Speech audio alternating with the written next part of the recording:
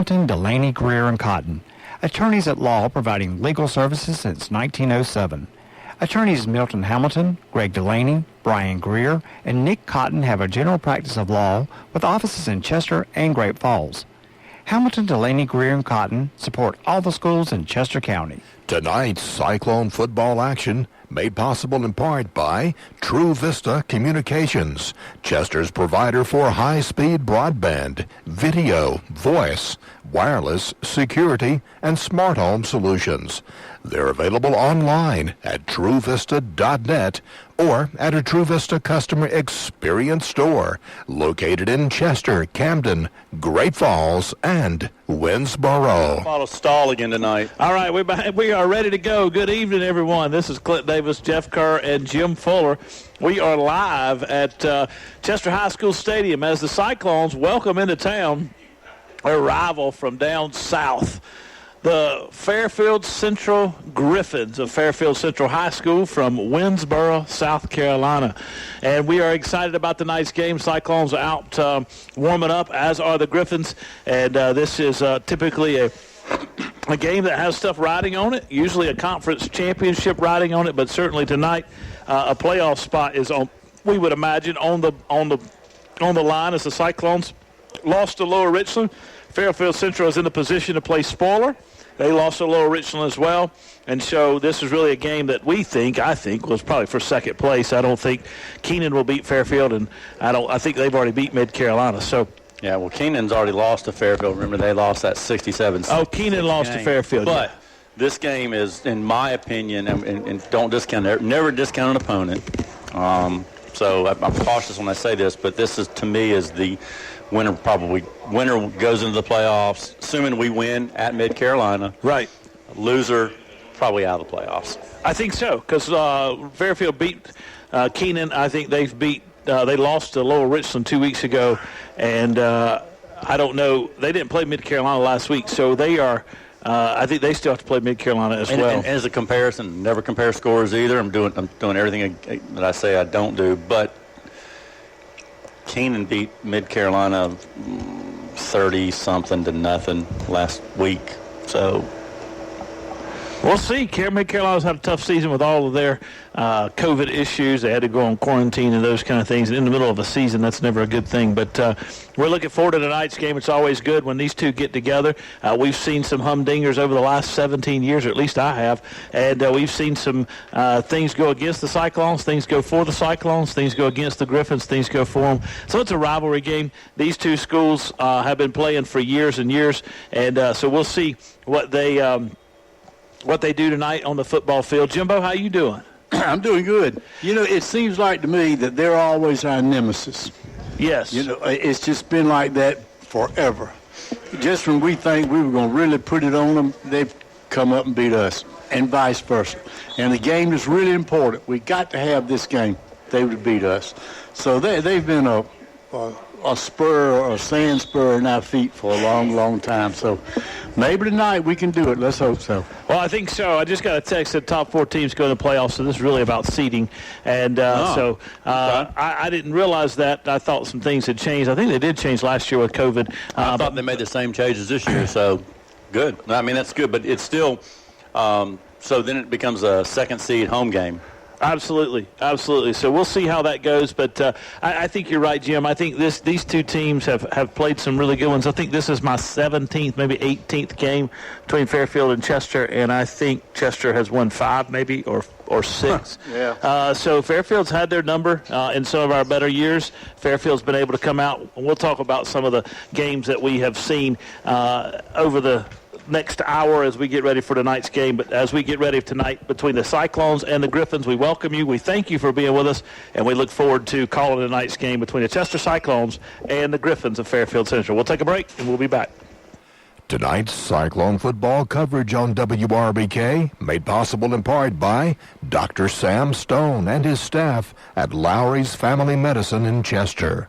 Lowry's Family Medicine provides health care from birth to the golden ages and is located at 517 Doctors Court off of Wilson Street Extension. Dr. Sam Stone and his staff are proud supporters of the Chester Cyclones. Tonight's Chester Cyclone football game is made possible in part by First Citizens Bank. At First Citizens, we believe that banking is all about the people we serve, and we work hard every day to make sure our customers know how we feel. First Citizens Bank with offices in Richburg and Chester. That's First Citizen Bank, forever first. Sam's Equipment, 1872 J.A. Cochran Bypass in Chester can take care of all your small equipment needs. Sam's carries Hustler residential and commercial mowers, steel handheld equipment including trimmers, chainsaws, blowers, edgers, and accessories. Websites, hustlerturf.com and steelusa.com. 803-377-2122. Open Monday through Friday, 8 until 5. Sam and Troy support the Chester Cyclones. This Cyclone football game is made possible in part by Quacked Glass, your mobile auto glass replacement service. Quack Glass will come to you and solve your glass auto needs. Quack Glass is American-owned and Carolina-grown. They're serving both North and South Carolina and now with offices at Carowinds and 2708 Flat Creek Road, Lancaster. 866-787-8225 or online at quackglass.com.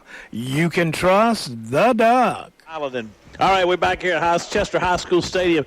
I took that first break a little early.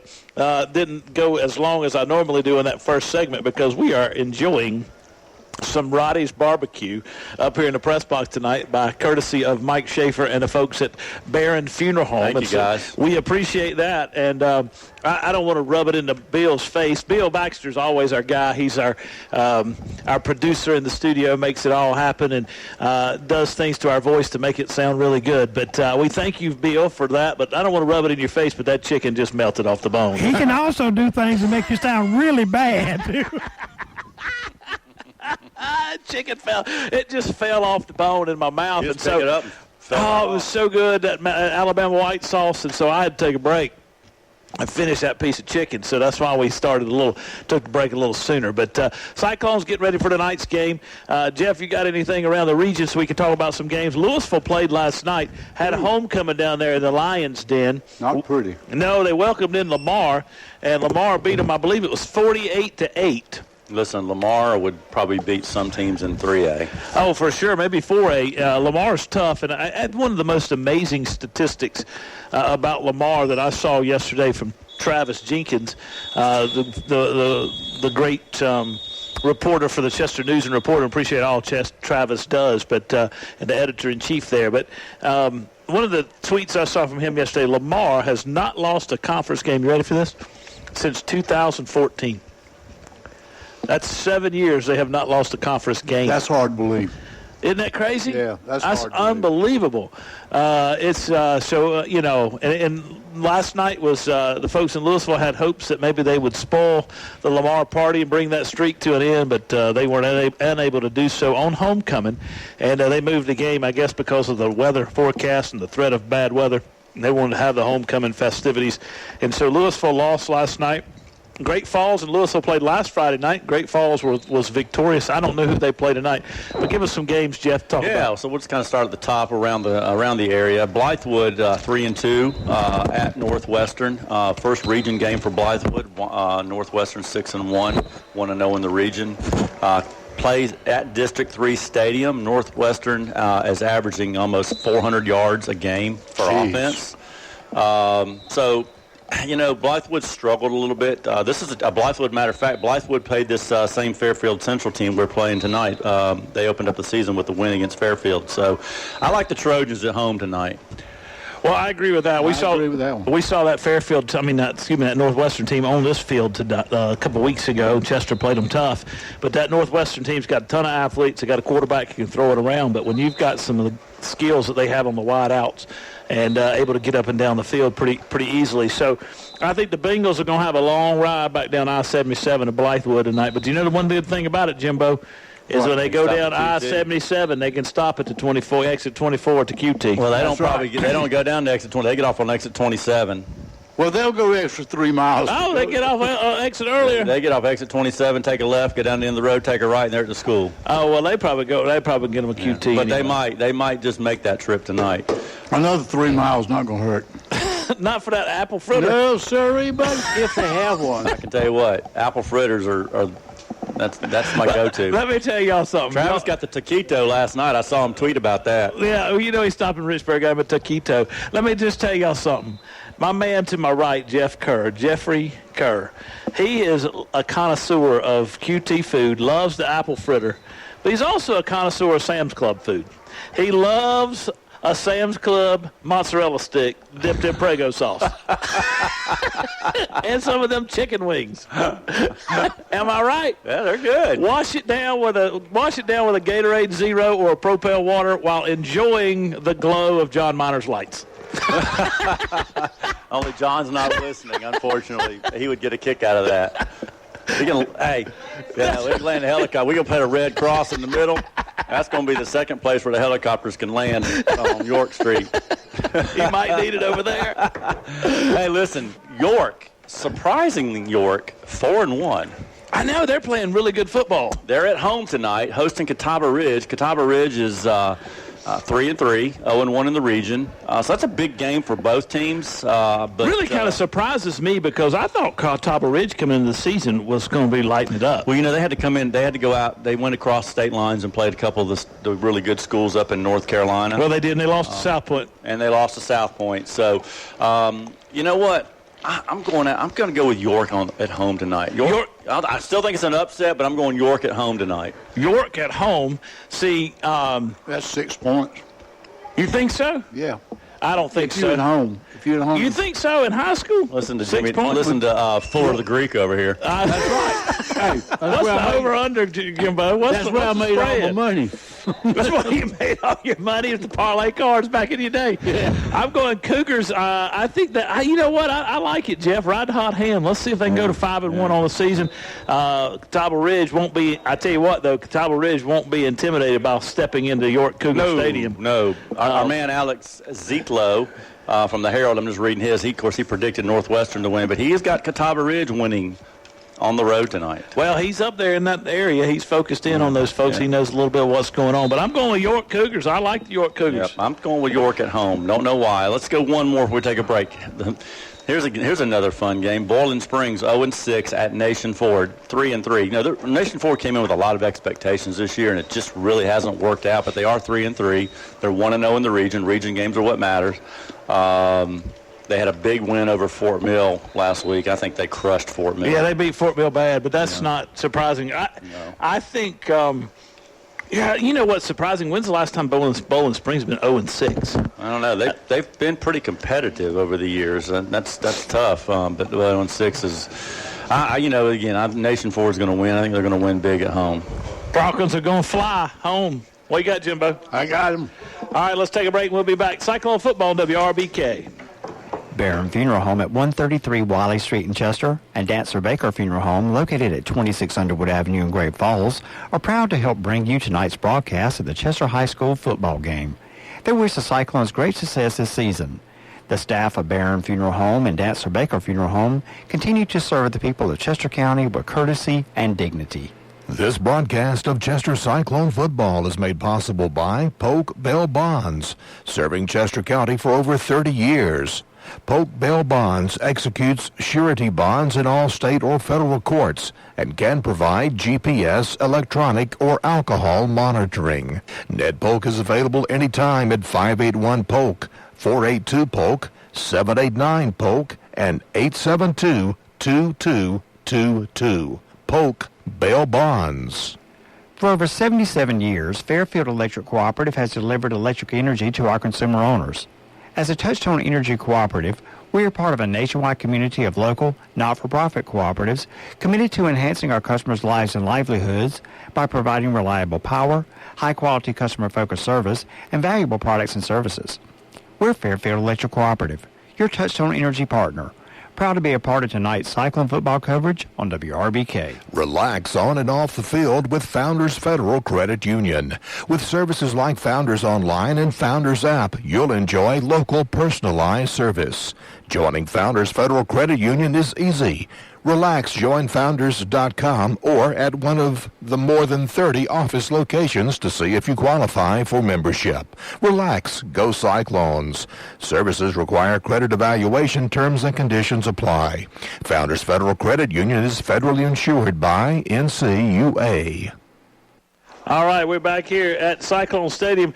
Cyclones are getting ready to go here. We've got the Fairfield Central Griffins in town wearing pink socks. They got them out here, I guess, supporting breast cancer awareness. They're out doing their stretches. Cyclone players are out getting lined up. Specialists are putting on their uniforms, and they got those red uniforms on again, Jimbo. They break them out for special occasions. We saw them last game against Keenan for homecoming, and now we brought them back out tonight. Well, I tell you what, we're going to need all the help we can get. And if it takes uniforms, put them on. That's right. They look sharp, too, in those red tops and blue pants. You know, they wore them last time they played Keenan. I spoke to the team, and now they've come back out in them again, but Coach changed up the speaker. I don't know what that means. Does that tell you something? It would tell me something. I mean, I'd suspect something. I would be a fan of all red. Oh, it would be sharp, man. That would be lit. That would be.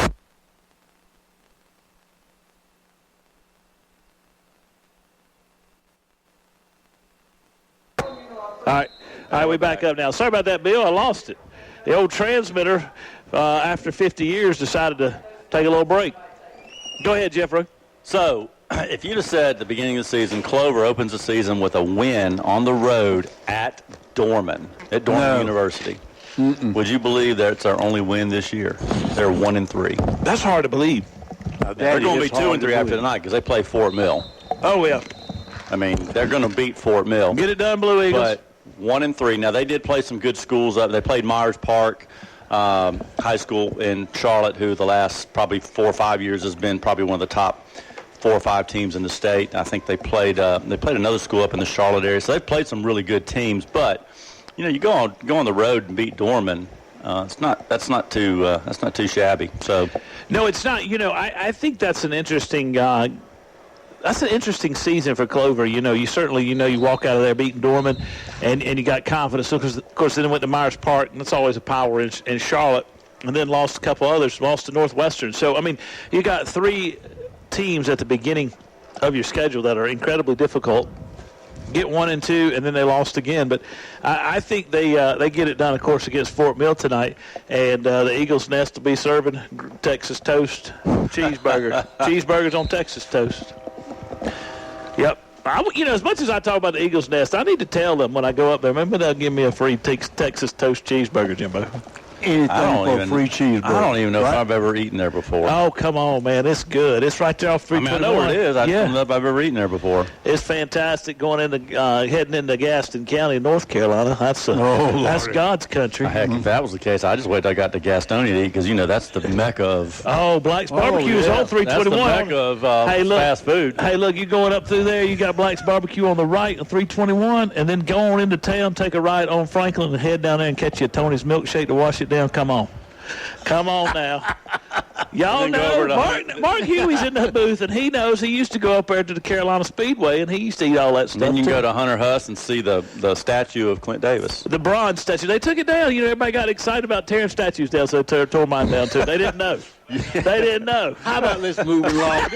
This is getting to be too much. All right, one more game before we take a break. All right, the South Point Stallions are on the road at Lancaster. South Point's 4-1, 1-0. This is Lancaster's first region game. They're coming in at 2-1. And you see this a lot. I mean, I've already seen it earlier.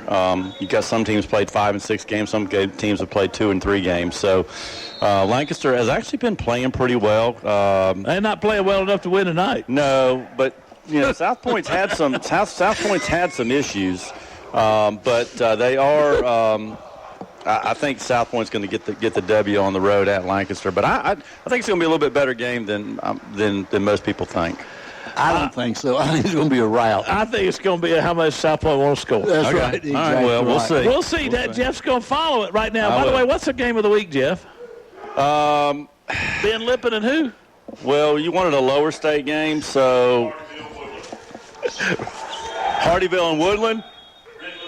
Ridgeland, Hardyville, that's our Woodland. game of the week in the lower state. Yeah, that's Fantastic. good. We will give you updates on that. We got to If we can thank find Mark them. Huey for those. If we can find them. All right, we're going to take a break. We'll be back to Cyclone Football, WRBK. Tonight's Cyclone football made possible by Burns Chevrolet Cadillac in Rock Hill, serving the area since 1923 and located off I-77, exit 82B in Rock Hill. Burns has new Chevrolet and Cadillacs along with a selection of pre-owned vehicles, including buy here, pay here. Burns Chevrolet Cadillac, 800-681-7198 or online at burnschevrolet.com. Your right choice.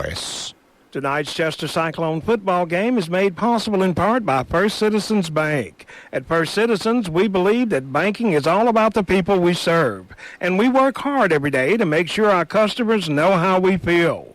First Citizens Bank with offices in Richburg and Chester.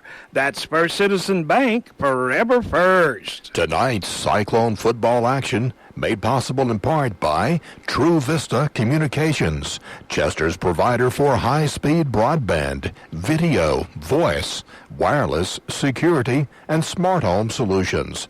They're available online at truevista.net or at a True Vista customer experience store located in Chester, Camden, Great Falls, and Winnsboro.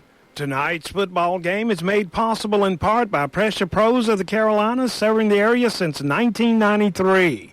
Jeff Monroe and his staff are doing commercial pressure washing in both North and South Carolina and residential in the greater York County area. For more information and free estimates, 803-325-1969 or pressureprossc.com. All right, let's go. Chester getting ready for the Cyclones getting ready for the Griffins of Fairfield Central here tonight. Both teams are out. Shadeem McCullough's doing his backflip into the pile. Everybody's getting excited. Guys are ready to get back on the field. I tell you what, Chester's coaches are thrilled to have had a week off. You know, It's one of those things where you'd like to play them all when they can, but this team has been hurt by injuries and has been hamstrung by injuries literally over this season. Had a number of guys out for COVID protocols, but also just injuries. Right now, the only one that we know of that's not playing, two that's not playing. One is Land, number 61, and number 7, Tim Brown, who's out with a knee injury and is out for the rest of the season. But everybody else seems to have gotten healthy, and the team's ready to bounce back. And so they're looking forward to having and thankful to being able to have a little time to rest for have 2 weeks off. Yeah, I think that has been a blessing, Clint, as you said. I mean, we have had some injuries, some key injuries. Not just your second team left tackle, if you will. It's been key players, and of course. Small roster as it is, and you lose one or two guys, and it just makes a big difference. When you have to replace guys that have been productive players over the course of the season, over the course of their careers. So I'm sure, hopefully, that you were able to use that time, get healthy, and you kind of get ready for this. What I can say, this final quarter of the season. I mean, to me, the season starts tonight. That's right. Because this is a big game, and. If it is the top 4 teams in the region, then by all means we're going to be in the playoffs. But if it is, we want to get to the playoffs. We want to host a playoff game for a lot of different reasons. So big game tonight for both teams. I asked Mark before the game, guys, before we got in here, Clint, you heard me ask Mark, when was the last time that either of these two teams entered to play each other and neither one of them was ranked in the top 10? Yeah, he said it was 2002, I think. 2002. Said Fairfield was 2-7 on that season, 2-8, 2-7 at that time, and Chester always had a losing record as well. So most likely 2002, so 19 it's a seasons long ago. time. So both have been very productive, and you remember too. Before this last reclassification, you remember Fairfield dropped down to 2A for a couple of years, and they just dominated. Yeah, they until wore they got to people Abbeville. You can't do anything with Abbeville. Right. Talking about some more games locally tonight. Great Falls on the road at McBee, coming off of a big W over arch rival Louisville last week. I like the Red Devils on the road. I don't know that McBee's as good as they've been, or I really don't know a whole lot about them, but I've seen a few scores there, but I do think Great Falls gets the W on the road. I think you're exactly right. I think Great Falls wins on the road at McBee, beating the Panthers, and we'll see what happens. What you got, Jimbo, besides your phone over there? No, I was looking up the game of Coastal Carolina game last night. One of the Arkansas State players got hurt, and they immobilized him, took off his pads, jersey, and everything, carted him off an ambulance. And I was looking up to see how seriously he was injured. And so that's what I was doing. But anyway, back to the game at hand. Yeah, back to the game at hand. The one I'm getting paid to sit up here to help, about like y'all do. Yeah, getting paid is a loose statement, by the way. Yeah, that's true. I really think Chester is within the team. I think the desire to be there to go back to the state playoffs. Some of these guys that are playing right now were real young when Chester won the state championship, if they were playing football at all. But I'm sure Coach Floyd reminds them what it was like to go to the state championship. And I just have the feeling that they've got it deep inside of them that they're ready to go.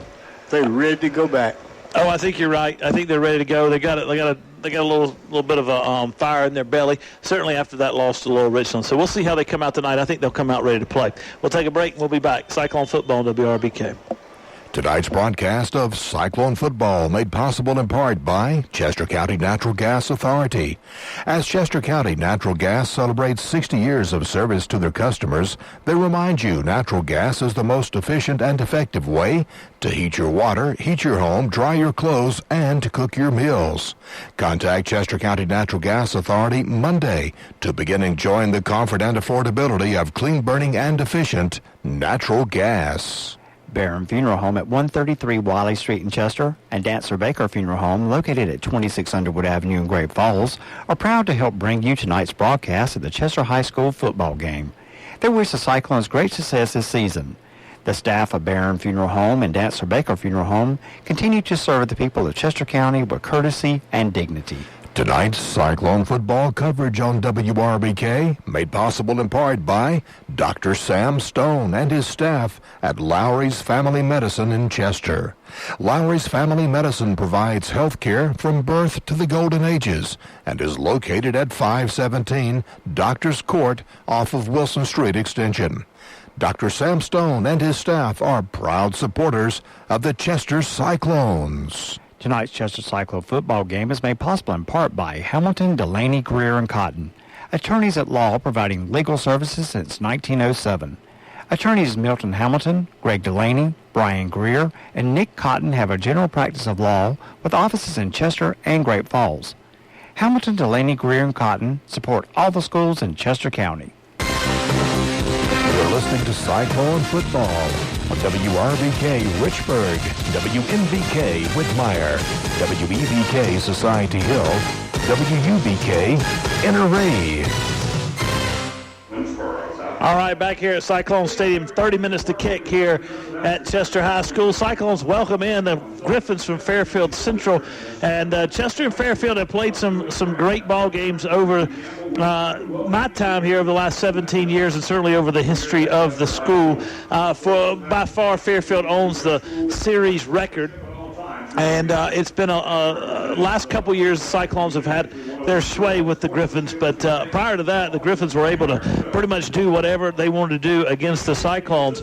And even when the Cyclones won the state championship 2018, went undefeated, y'all remember we were down there, and Fairfield played Chester really tough and within a couple scores and had some big plays. I think one was a kick return right at the end of the first half.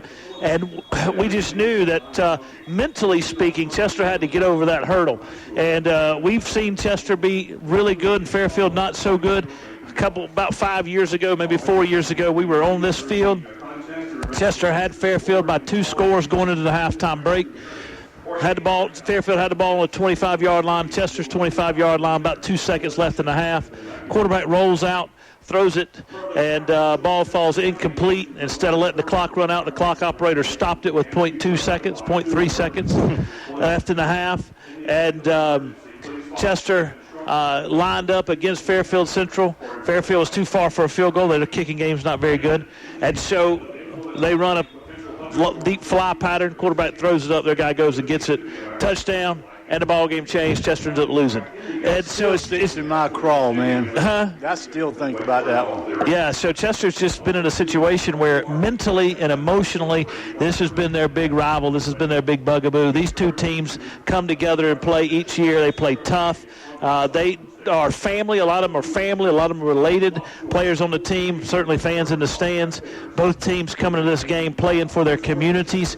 And Coach Floyd has really driven that home to his players over the last 5 or 6 years since he's returned to Chester. You're playing for your community and coming out with the Chester Cyclone Creed. We are Chester, and certainly we will fight, we will win, and that's the motto of this football team. Certainly a motto intellectually and emotionally of a mentality of Coach Floyd's football teams. And so he's had the most success of any coach against Fairfield Central in recent history. And so we'll see, really in the history of the program. So we'll see what happens tonight. Cyclones seem to be fairly healthy, and Fairfield, wants to come in and play hard. They haven't had the best season. They are coming into the game. They're 4-2. But they lost They lost big time to Laurel Richland, and so we'll see kind of what Fairfield brings to the table tonight. Chester's 3-3, 1-1 in the region, but I think Chester Cyclones would be the betting favorite if we had one in tonight's ball game. So we're looking forward to tonight's game. I'm Clint Davis, Jeff Kerr, Jim Fuller. Jeff, you're going over some stuff over there. It looks like you're studying hard. I reached out to the WRBK research team today. And as I was sitting in my den watching TV, and that was me. But I did pull up some information related to Fairfield Central and Chester, just as point of references for tonight, and some names you'll probably hear. But like you said, Fairfield comes in at 4-2. Cyclones coming at 3-3. Both teams 1-1 in the region. Common opponents: Lower Richland. Fairfield lost 28-0. Clint, you mentioned before we came on air that you think that the quarterback for Fairfield hurt his foot that game, and that could have, or before that game, and may or may not have played.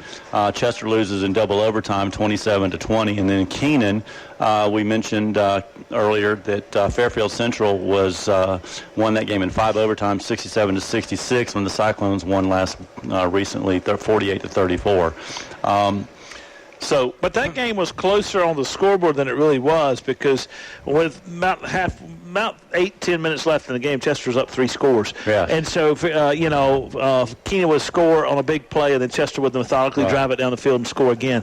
Defensively, I think Chester's going to have the edge tonight. Yeah, I agree.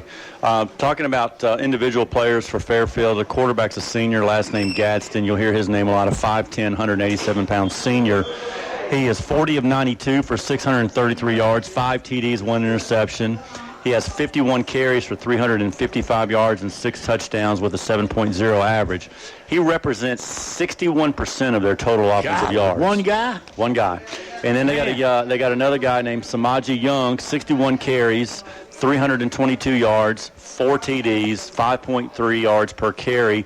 He represents 21%. So you got two guys about 82% of their total offense. And one of them's hurt. Yeah. Well, that's what we think. I don't know, Jim. I hadn't talked to the coaching staff about that. I didn't get into those details. And Coach Floyd wouldn't tell me anyway. He might say that his response would be, yeah, he's hurt, but the next guy up, he's going to play like world beaters against Chester. Yeah. We got to be ready. Yeah. He's athletic, That's right. Trent Boyd, 6'1" senior, 11 receptions, 207 yards, 2 touchdowns. They got a freshman. He's got some impressive numbers for a freshman. Last name's Greer, 17 carries, 117 yards, 6.9 yards per carry, 9 catches for 139 yards, 15.4 yards per average, and 1 touchdown. So you hear those names, you'll hear Gadsden, Young, Boyd, and Greer. Defensively, 2 guys kind of leading the way. C.J. Sampson, 6.8 tackles per game, and Watkins, you'll hear that name a lot, 5 tackles per game. As a team, they have only got 6 sacks in 6 games, so they have a little bit of trouble getting to the quarterback, guys, and they've picked off 2 passes. compared to the Cyclones. Let's take a break and we'll be back as we do the Cyclones. Right. But, yeah, Fairfield Central's a good tale coming into this game. Offensively, got a lot of firepower. And Gadsden's the guy who's been the quarterback over the last couple of years, so I don't know if he's injured or not. We'll find out tonight when they strap him on. We can't tell right now. They're warming up, but there's no numbers on the uniforms at this point. They don't have their jerseys on. So we'll find out more as it goes on. This is Cyclone Football on WRBK. This broadcast of Chester Cyclone football is made possible by Polk Bail Bonds, serving Chester County for over 30 years. Polk Bail Bonds executes surety bonds in all state or federal courts and can provide GPS, electronic, or alcohol monitoring. Ned Polk is available anytime at 581-POLK, 482-POLK, 789-POLK, and 872-2222. Polk Bail Bonds.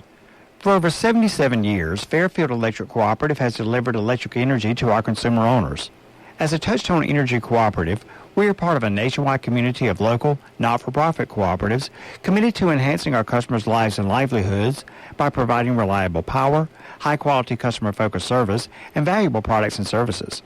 We're Fairfield Electric Cooperative, your Touchstone Energy partner. Proud to be a part of tonight's Cyclone football coverage on WRBK. This Cyclone football game is made possible in part by Quacked Glass, your mobile auto glass replacement service. Quack Glass will come to you and solve your glass auto needs. Quack Glass is American-owned and Carolina-grown. They're serving both North and South Carolina and now with offices at Carowinds and 2708 Flat Creek Road, Lancaster. 866-787-8225 or online at quackglass.com. You can trust the Ducks. Save like a pro with Founders Federal Credit Union. Founders Loyalty Select account gives you the opportunity to grow your savings at their best rate yet. Fund your account through your favorite Loyalty Select product to get savings today. Visit RelaxJoinFounders.com or one of their more than 30 office locations to see if you qualify for membership. Go Cyclones. Service requires credit evaluation. Terms and conditions apply. Founders Federal Credit Union is federally insured by the NCUA. All right, we just got back from a break here at Chester High School. Thanks to all of our sponsors. We were just talking about our commercials in the break. Mark Huey and I were, and quite humorous experience. But we're glad to be able to have all of our sponsors, and we're thankful for everybody who gives. And I especially appreciate Jeff Sigmund's voice. Brought to you, Founders Federal Credit Union, NCUA. You can the Duck. Yeah, you can trust the Duck. That's old Billy Boy. I know. My favorite sponsor we have is Bail Bonds. It's just something ironic about high school football coverage sponsored by Bail Bondsman. Polk Bail Bonds. Love it. Thank you, Mr. Polk. Appreciate you sponsoring the Cyclones. That's awesome. All right, before we took the break, we were going down some statistics and talking about Fairfield, and I mentioned some guys, and I mentioned a couple of guys that represent a large portion of their offense. When you look at the Cyclones, and traditionally when you look at the Cyclones, we kind of spread the wealth around a little bit. Yes, Zan Dunham's our senior quarterback, and he's going to account for a lot of the yardage, but when you look at Zan Dunham, it's 38 of 78, 451 yards, 5 TDs, three interceptions. He's averaging 11.2 yards, or 112 yards per average. He's got 68 carries for 485 yards with a 7.1 per carry average with 3 TDs. He represents 40% of the total offensive output of the Cyclones compared to the quarterback for Fairfield, which is 61%. And we talked about McCullough earlier this year. He kind of came on after about the second or third game, and he's really inserted himself and really just done a really good job. The junior has 50 carries for 454 yards, averaging 9.1 yards per carry, 7 TDs, and he's got 15 receptions for 175 yards. And 11.7 yards per average there with 3 TDs, so a total of 10 TDs.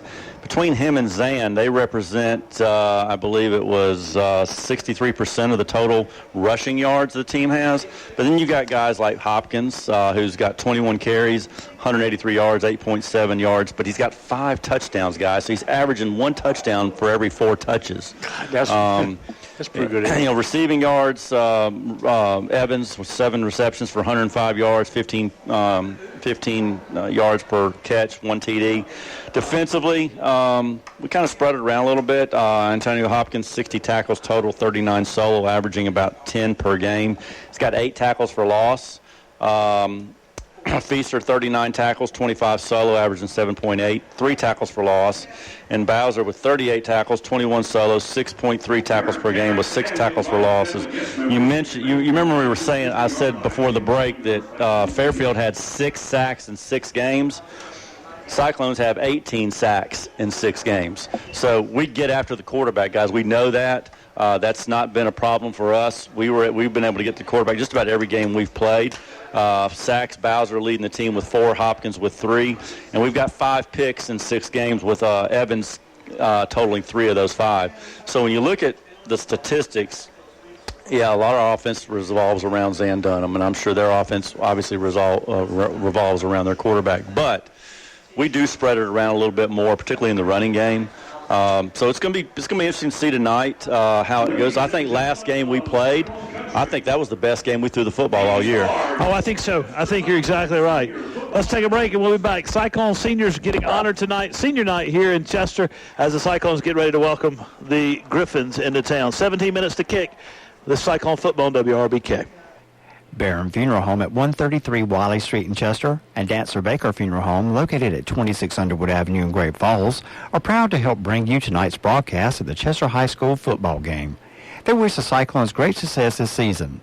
The staff of Barron Funeral Home and Dancer Baker Funeral Home continue to serve the people of Chester County with courtesy and dignity. Sam's Equipment, 1872 J.A. Cochran Bypass in Chester can take care of all your small equipment needs. Sam's carries Hustler residential and commercial mowers, steel handheld equipment including trimmers, chainsaws, blowers, edgers, and accessories. Websites, hustlerturf.com and steelusa.com. 803-377-2122. Open Monday through Friday, 8 until 5. Sam and Troy support the Chester Cyclones. Tonight's Chester Cyclone football game is made possible in part by First Citizens Bank. At First Citizens, we believe that banking is all about the people we serve, and we work hard every day to make sure our customers know how we feel. First Citizens Bank with offices in Richburg and Chester. That's First Citizen Bank, forever first. Tonight's Cyclone football action made possible in part by True Vista Communications, Chester's provider for high-speed broadband, video, voice, wireless, security, and smart home solutions. They're available online at truevista.net or at a True Vista Customer Experience store located in Chester, Camden, Great Falls, and Winsboro. All right, we're back here at Cyclone Stadium. Seniors being honored tonight. Cyclones have a number of seniors here. Let me count them up. 1, 2, 3, 4, 5, 6, 7, 8, 9, 10. 10 seniors being honored tonight. Number 1, Raphael Pendergrass. Number 5, Darius Head. Number 11, Henry Glenn. Number 17, Zan Dunham.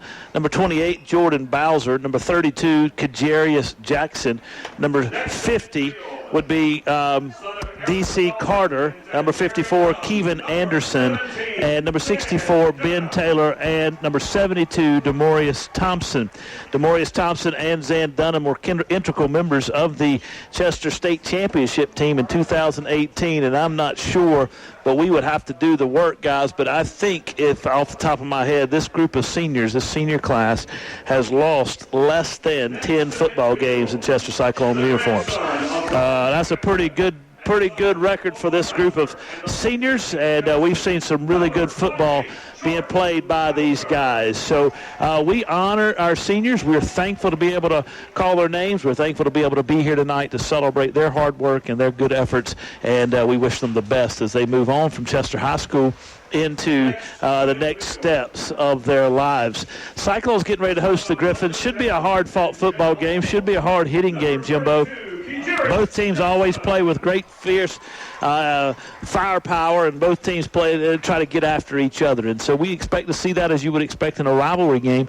Fairfield Central comes to want to They're 4-2 on the season. They want to prove themselves. They've gotten a high-score game, lost to Keenan, and both teams lost to Lower Richland. They were shut out last week by Lower Richland, which was a really good football team Lower Richland has down there in Hopkins, South Carolina. And so they're going to be ready to come out tonight and play this Chester Cyclone team tough and show what they've got and fight hard as they can. And so the Cyclones got to be ready. They'll strap them on, and they'll come out here for a hard-hitting football game. We look for the Cyclones to establish the run. That's what they do, and they'll continue to do over and over again. We'll see a steady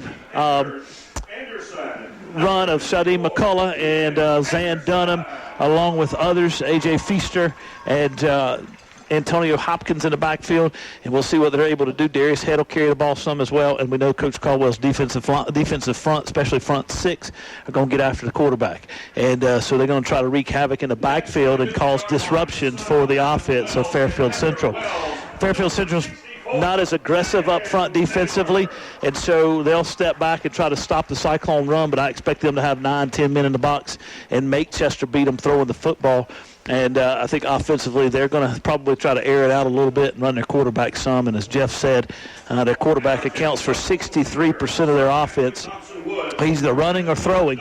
And so we'll see what they've got tonight. But we look forward to calling tonight's game for you. We have 12 minutes to kick. We'll take another break, and we'll be back with the starting lineups for the Cyclones offensively and defensively as we get ready for tonight's game between the Chester Cyclones and the Fairfield Central Griffins from Winnsboro, South Carolina. This is Cyclone football on WRBK. Tonight's Chester Cyclone football game is made possible in part by Hamilton, Delaney, Greer, and Cotton, attorneys at law providing legal services since 1907.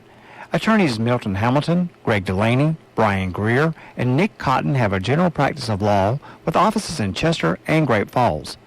Hamilton, Delaney, Greer, and Cotton support all the schools in Chester County. Tonight's Cyclone football made possible by Burns Chevrolet Cadillac in Rock Hill, serving the area since 1923 and located off I-77, exit 82B in Rock Hill.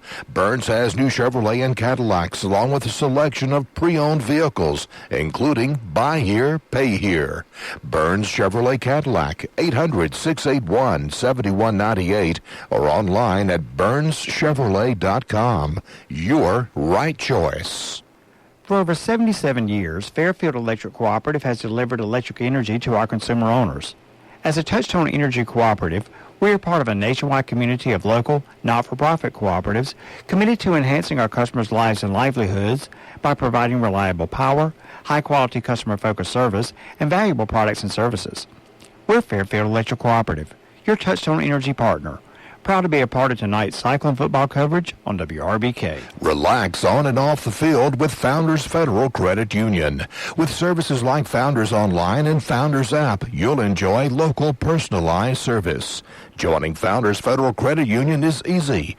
Relax, join Founders.com or at one of the more than 30 office locations to see if you qualify for membership. Relax, go Cyclones. Services require credit evaluation. Terms and conditions apply. Founders Federal Credit Union is federally insured by NCUA. All right, we're back here at Cyclone Stadium. Let me give you the starting lineups for the Chester Cyclones. First of all, on the defensive side of the football, these names that you'll hear a lot. For 3-3-5 defense with Coach Jerry Caldwell, and that defense was brought to us by Coach Boyd, who is now a coach at Guilford College. We wish Tim Boyd the greatest of success as he's now moved up to the college ranks. But Jerry Caldwell has picked this up, and he and Coach Floyd have adopted this philosophy. It's a very aggressive defense, and they're going to use a lot of their speed to their advantage, team speed. Up front for the Cyclones is going to be number 32, Kajarius Jackson, who's a senior. He'll be at the right tackle. The nose guard will be number 38, Trajan P.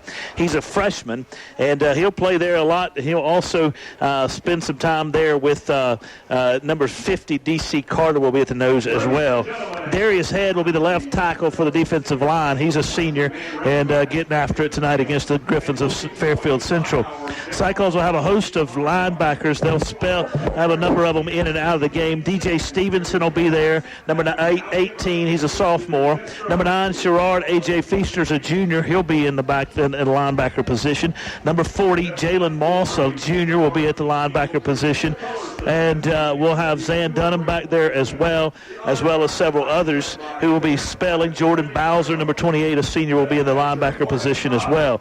Defensive backs for the Cyclones tonight, number 3, Andre Evans at the safety position. Number 15, Maurice Feaster at the strong safety position.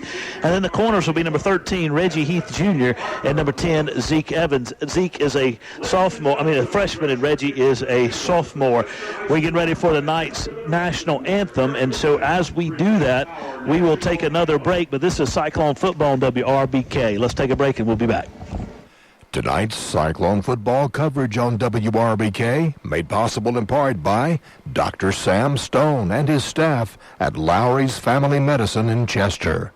Lowry's Family Medicine provides health care from birth to the golden ages and is located at 517 Doctors Court off of Wilson Street Extension.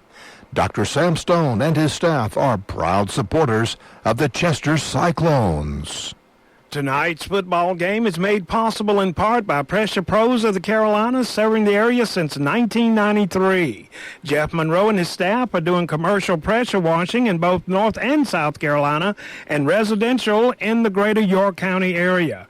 For more information and free estimates, 803-325-1969 or PressureProsSC.com. Tonight's broadcast of Cyclone football made possible in part by Chester County Natural Gas Authority. As Chester County Natural Gas celebrates 60 years of service to their customers, they remind you natural gas is the most efficient and effective way to heat your water, heat your home, dry your clothes, and to cook your meals. Contact Chester County Natural Gas Authority Monday to begin enjoying the comfort and affordability of clean burning and efficient natural gas. Barron Funeral Home at 133 Wiley Street in Chester and Dancer Baker Funeral Home located at 26 Underwood Avenue in Great Falls are proud to help bring you tonight's broadcast of the Chester High School football game. They wish the Cyclones great success this season. The staff of Barron Funeral Home and Dancer Baker Funeral Home continue to serve the people of Chester County with courtesy and dignity.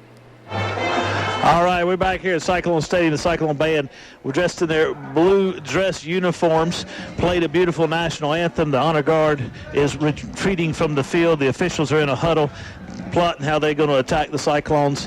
Fairfield Central Band's up on the hill. They're getting ready to march in with all of their fanfare. The Cyclone cheerleaders looking sharp down here with their white sweaters on that have CHS written in them in block letters. Got the sign up down to our right. Cyclones getting ready to come onto the field. They got red jerseys on, blue pants, red socks, looking sharp. Fairfield Central's in town. They got their black jerseys on. Their black pants, white jerseys, and gold helmets. They look sharp, too. We're getting ready for a night's ball game. We're excited. I don't know if you can tell, but we're fired up. It's rivalry week here in Chester, South Carolina. Hashtag Jimbo, we are Chester. We are Chester. I don't know who painted that sign, but they did a good job. Fantastic. One of the teachers here at Chester High School painted that sign last season, Jeffrey. Yes, that's correct. It's been up there for quite a while, at least 2 seasons. Coach Campbell was proud of it, and that's kind of the big tagline for the Cyclones. We are Chester. Let me give you the starting lineups for the Cyclones on offense tonight. Raphael Pendergrass will be at the wide receiver position, along with number 12, Trooper Floyd. Other wide receiver position will be number 6, Jaquan Carter and Andre Evans. They'll split time there. Up front for the Cyclones, number 70, the left tackle, will be Travante Weldon. He's a sophomore. Number 52, C.J. McCree, is a sophomore. He'll be at the left guard. The center will be number 54, Kevin Anderson, a senior. To his right will be number 58, Gabe Hope, a junior, and he'll be spelled by number 64, Ben Taylor, a senior. And Demorius Thompson, a senior, will be the right tackle for the Cyclones. Tight end tonight for the Cyclones will be number 45, Kyan Kennedy. He's a sophomore. And the H-back most likely for the Cyclones will be number 31, Shadeem McCullough or Darius Head. The Head will be in the backfield, probably starting. Number 5, senior, and number 17 will be the signal caller. Number 17, Zan Dunham, calling his last ball game as the quarterback against the Griffins of Fairfield. Not his last ball game, but the last one against the Fairfield Central Griffins. He's played in 3, and I believe he's won all 3. So he is taking the center of the field with the other captains tonight. First of all, let me give them to you for the Cyclones because their numbers are actually easy to read. Number 5, Darius Head. Number 72, Demorius Thompson. Number 50, would be D.C. Carter, and number 17, Zan Dunham. I cannot see the numbers on the Fairfield Central Griffins uniforms right now to tell you who their captains are. They're white jerseys with some gold numbers and gold helmets, and they're really hard to see from this press box vantage point. 77. 77 is one of them, Jimbo says. Let me tell you who. Number 79, I hear Joseph Tolbert. Number 7, Jaquan Woodard. And Jimbo says number 77, Jaquan Bates, are also the captains tonight. So we will wait for the toss, but as we do that, we'll take another break and get ready. We'll be back after this break with kickoff from Cyclone Stadium. This is Chester High School football, WRBK. Tonight's Cyclone football made possible by Burns Chevrolet Cadillac in Rock Hill. Serving the area since 1923 and located off I-77, exit 82B in Rock Hill. Burns has new Chevrolet and Cadillacs along with a selection of pre-owned vehicles, including Buy Here, Pay Here. Burns Chevrolet Cadillac, 800-681-7198 or online at BurnsChevrolet.com. Your right choice. This Cyclone football game is made possible in part by Quacked Glass, your mobile auto glass replacement service. Quack Glass will come to you and solve your glass auto needs. Quack Glass is American-owned and Carolina-grown. They're serving both North and South Carolina and now with offices at Carowinds and 2708 Flat Creek Road, Lancaster. 866-787-8225 or online at quackglass.com. You can trust the Duck. This broadcast of Chester Cyclone football is made possible by Polk Bell Bonds, serving Chester County for over 30 years. Polk Bell Bonds executes surety bonds in all state or federal courts and can provide GPS, electronic, or alcohol monitoring. Ned Polk is available anytime at 581-POLK, 482-POLK, 789-POLK, and 872-2222. Polk Bell Bonds. Tonight's Chester Cyclone football game is made possible in part by First Citizens Bank. At First Citizens, we believe that banking is all about the people we serve, and we work hard every day to make sure our customers know how we feel. First Citizens Bank with offices in Richburg and Chester. That's First Citizen Bank, forever first. All right, Cyclones have taken the field. Red jerseys, blue numbers, blue helmets, blue pants, red socks, looking sharp. I tell you what, Jeff talked about it earlier. I think he's right, man. If we had red pants on with that uniform, we would look top notch, wouldn't we? That would be lit. Well, it would be fire. It would be fire. I'd have to put a picture out of it on Twitter, and I wouldn't put anything beside it but fire flames. You know how they do it. We need to talk about like a muscle car. Huh? Sort of like a muscle car. Yeah, so Jimbo, this is not 1962. In 2021, we talk about uniforms being fire, not muscle cars. Don't No, put like muscle Jim cars still got used- flames on the side of his car. Yeah, that's exactly right. On the side of the PT Cruiser. I believe we're going to be kicking off to start the game off. Here comes the Fairfield Griffiths coming down the hill. Fairfield band's made it into the stands. Always a treat to have them here with us. I'm a big fan of their uniforms, too. I've always liked their look. They got a good-looking uniform. Now, I don't care for those numbers on those jerseys. Yeah, it's going to be really hard to call numbers out for Fairfield Central tonight. Coach Jeff Lewis said, who cares? And I'm with him on that 100% here tonight because this is a rivalry. And, but we do have some listeners in Fairfield County who might be interested in who's playing what plays. And so as we'll do our best for the integrity of the game. Like that, Jimbo? Integrity of the game. But do you know what that means? Not really. The Griffins are on the field. They've come out on the field. They're ready to go. Cyclones will be kicking off. Henry Glenn comes out with the tee. He's going to tee it up here. Ball's going to be teed up in the middle of the 40-yard line, which is to our left. He'll be kicking left to right. The Griffins will be back to receive the kick. And we'll wait for them to put their receiving team onto the field and get ready. They're getting their final instructions from their coaching staff on the sideline. Now here comes the Griffins onto the field to receive the kick. They got a deep man going back, and I promise you I cannot see a number. Yeah, it's a little tough, guys. Oh, that's tough. No, I believe it's for the press box. Number 11, Tydarian Greer. And I believe that's number 1, Donovan Watkins, who will be receiving the kick. They're deep to our right. Cyclones will be kicking left to right. Umpire tells Henry it's time, and here's the run-up and the kick. It's going to be a high end-over-end kick. It's going to be taken by Watkins at his own 8-yard line. He's coming up the middle of the field. Cyclones get hit him hard at the 20-yard line and take him to the ground. Jaquan Carter's fired up. He got fired up along with several other Cyclones, made a big stop. So the Griffins will put it in play. 1st and 10, nose of the football, just shy of their own 20-yard line.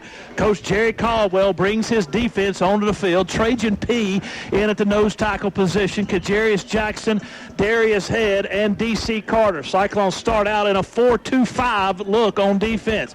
Reggie Heath and Raphael Pendergrass split out to the right to cover receivers. Fairfield Central stays in a one tight end set. Well, 2 tight ends, one on either side. Quarterback takes a shotgun snap, throws across the field, and it's going to be batted down by number 16 for the Cyclones, Antonio Hopkins. Pass incomplete in the coverage. Antonio Hopkins, number 16, on the coverage for the Cyclones. Coach quarterback looks across. When they picked out those jerseys, they did not take the press box into consideration. No. Quarterback looks across the field, getting his sign. Waiting on the snap. Sends a man in motion from right to left. Now we got Raphael lined up on him. He hands it off to his running back in the middle. Cyclones say no deal, no dice. They take him down behind the backfield. That's number 28, Jordan Bowser, the senior, making his presence known tonight early in the game. Stefan Gadsden is the quarterback. Yeah, good job by the Cyclones getting penetration there on that last play. I forgot about this with Fairfield. They have Stefan Gadsden and Stefano Gadsden. Yes, it Yes. can be a little confusing, but one plays cornerback and one plays quarterback. Stefan is the quarterback. Stefano is the cornerback. Gaston waits on the shotgun snap. He's going to drop back to throw. Cyclones bring the house. He's throwing downfield. Got a man open in the seam. Ball falls incomplete. He was wide open. His intended receiver was number 11, Tydarian Greer. Ball falls incomplete. Cyclones hold, bringing up 4th down and long for the I'll be Griffins. honest with you guys, that ball should have been caught. That was 6 points. Yeah, I think he short-armed it a little bit. Thought he was going to get hit or something. He certainly found some open space. That's the freshman I was talking about earlier that's averaging about 15.9 yards per catch. Deep to receive the punts, number 6 for the Cyclones, Jaquan Carter. Coach Floyd's going to move him up. And in case they try to run a fake, you never know with Fairfield Central what they're going to do. They got a punter back in the backfield. He's standing at his toes his heels on his own 2-yard line. Now the officials are having a conversation about what's going on. It looks like somebody back. Unsportsmanlike conduct on the Griffins. Wow, that's a half the distance. Sideline. I'm gonna be honest with you, I wouldn't even put anybody back. Half the distance to the goal line. Punter steps back deep into his own end zone, waiting on the snap from his long snapper. Carter's, quote, deep man for the Cyclones. He's 10 yards behind the I line. wonder if that came from the bench or if it came off the field. It had to come from the bench because I didn't see it on the field. Got a good snap. Cyclones putting pressure on him, and Antonio jumps up, and he goes down. Bounce and backwards. The ball's going to bounce, take a Cyclone roll inside the 35-yard line. That looked like one of your wedge shots. Not today, man. I played today. I couldn't get him to stop today, baby. He was skipping on those wet greens. Cyclones will put it in play. 1st and 10 at their own at the Griffins' 33-yard line. Need to take advantage of this. Great field position for the Cyclones. Got to punch it in here. That's like a turnover right there, Jimbo. That's exactly right, and we need all the help we can get. Darius Head's going to line up at the H-back position behind the right guard. Pistol formation with McCullough behind Dunham. Dunham waits on the shotgun snap, takes it, hands it off. It's going to be a pitch back. Cyclone's going to try to throw it deep to Reggie Heath Jr. A little trickeration on the first play. That's a touchdown, Cyclones! Reggie Heath made a catch, and the Cyclones just put 6 on them, baby. First play. Look at Bernard Heath down there, baby. He's fired up. Reggie Heath just stuck it in the end zone. A 33-yard strike from Dunham on a flea flicker. That's what I'm talking about, Jeffrey. That was, I'll tell you what, I didn't like the throw when he first threw it, but by the time the ball got to Heath, it was in the right place at the right point in the end zone. Nobody else was going to get it. No, that was a beautiful throw. Trooper Floyd on to hold. Henry Glenn on to try the extra point. Cyclones couldn't have dialed up a better way to start this football game. Waiting on the snap. Got a good snap. Down. Kicks up, and it is good. Cyclones up 7-0 with 10:50 to go in the first. We'll take a break, and we'll be back. Cyclone football on WRBK. For over 77 years, Fairfield Electric Cooperative has delivered electric energy to our consumer owners. As a Touchstone Energy Cooperative, we are part of a nationwide community of local, not-for-profit cooperatives committed to enhancing our customers' lives and livelihoods by providing reliable power, high-quality customer-focused service, and valuable products and services. We're Fairfield Electric Cooperative, your Touchstone Energy partner. Proud to be a part of tonight's Cyclone football coverage on WRBK. Save like a pro with Founders Federal Credit Union. Founders Loyalty Select account gives you the opportunity to grow your savings at their best rate yet. Fund your account through your favorite Loyalty Select product to get savings today. Visit RelaxJoinFounders.com or one of their more than 30 office locations to see if you qualify for membership. Go Cyclones. Service requires credit evaluation. Terms and conditions apply. Founders Federal Credit Union is federally insured by the NCUA. All right, back here at Cyclone Stadium. Cyclones just struck first. 33-yard flea flicker from Zan Dunham to Reggie Heath Jr. Cyclones, here's the kick, ran up, kick high into the ring, kick. It's going to be bobbled inside the 5-yard line, into the goal line, and the run back's coming out. He's got some running room. He's breaking free. Henry's giving chase as long as Antonio Hopkins. They run him out of bounds at the 47-yard line. Now, explain to me, men. I understood when we played Lower Richland, if it goes into the end zone at all, it's dead. That ball went into the end zone, Jim. Why didn't they call it, even if it hit the receiver? After that fiasco in Lower Richland, I don't know anymore. I really don't. I kind of thought it was going to be blown dead, too, to be honest with you. Well, that's what we were told. But the Cyclones had an opportunity there, and they just missed an opportunity to really give them bad field position. Now they've got great field position, starting on their own 47-yard line. All right, third ball's on the 47-yard line. Pistol formation. Hands off to the running back up the middle. He's got some running room. Antonio Hopkins and Zan Dunham combined to make the stop. There's a flag on the play. Don't be shocked if it's this. Zan hit him too hard, and so they threw a penalty flag. It's face mask. It's face mask on Antonio Hopkins. Probably a grasp, not just a grasping, not 5-yarder. Yeah. At the end, Antonio came up from behind. That was a gain of 9 on the play. Give him 5 more. That was first down and 10. Ball total gain is 14 yards. Ball's going to be on the Cyclone at the Cyclone 40. Cyclone 39-yard line. Griffin's moving right to left. Black pants, white jerseys, gold helmets. Cyclones on the defensive side. They started with a 4-2-5 defense. Got a free safety playing over top. That's Zan Dunham. Gadsden in the shotgun, takes it, fakes the handoff, is going to throw across the middle of the field. That ball hits the receiver in the hands and falls incomplete. Good pressure up there by Darius Head. It did hit him in the hands, but it was behind him. That was a bad throw. I'm not going to fault the receiver for that one. That'd been a tough catch for most people. It was low and behind him. He had to go to the ground and get it. It was a tough back across his body. Tough catch. 10-12 to go. Cyclones struck first on a one-play 33-yard touchdown pass from Dunham to Heath. Now the Griffins have it. 39-yard line of the Cyclones. Coach Caldwell calling in his plays to his defense. They're talking to each other. Gadsden looks to the sideline to get this play call from his own coaching staff. Looks over the defense, running back to his right, 2 receivers to either side of the formation. Takes the snap, hands it off to his running back in the middle. Cyclones hit him in the hole, and they take him down for no gain on the play. He was met in the hole there by number 1, Rathiel Pendergrass, and I believe number 28, Jordan Bowser for the Cyclones. I definitely think in this situation this is 4-down territory for Fairfield, unless for some reason they get a penalty or just take a big loss here.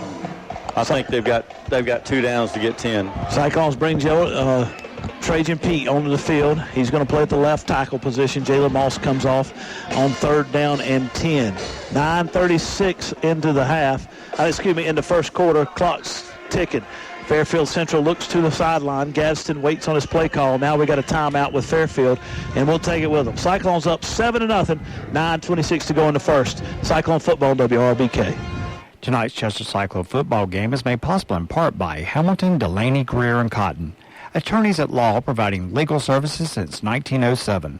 Attorneys Milton Hamilton, Greg Delaney, Brian Greer, and Nick Cotton have a general practice of law with offices in Chester and Great Falls. Hamilton, Delaney, Greer, and Cotton support all the schools in Chester County. Tonight's Cyclone football coverage on WRBK made possible in part by Dr. Sam Stone and his staff at Lowry's Family Medicine in Chester.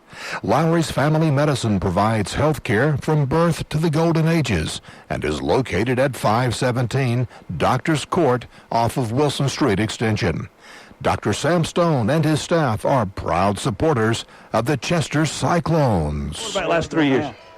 All right, Cyclones and Griffins here.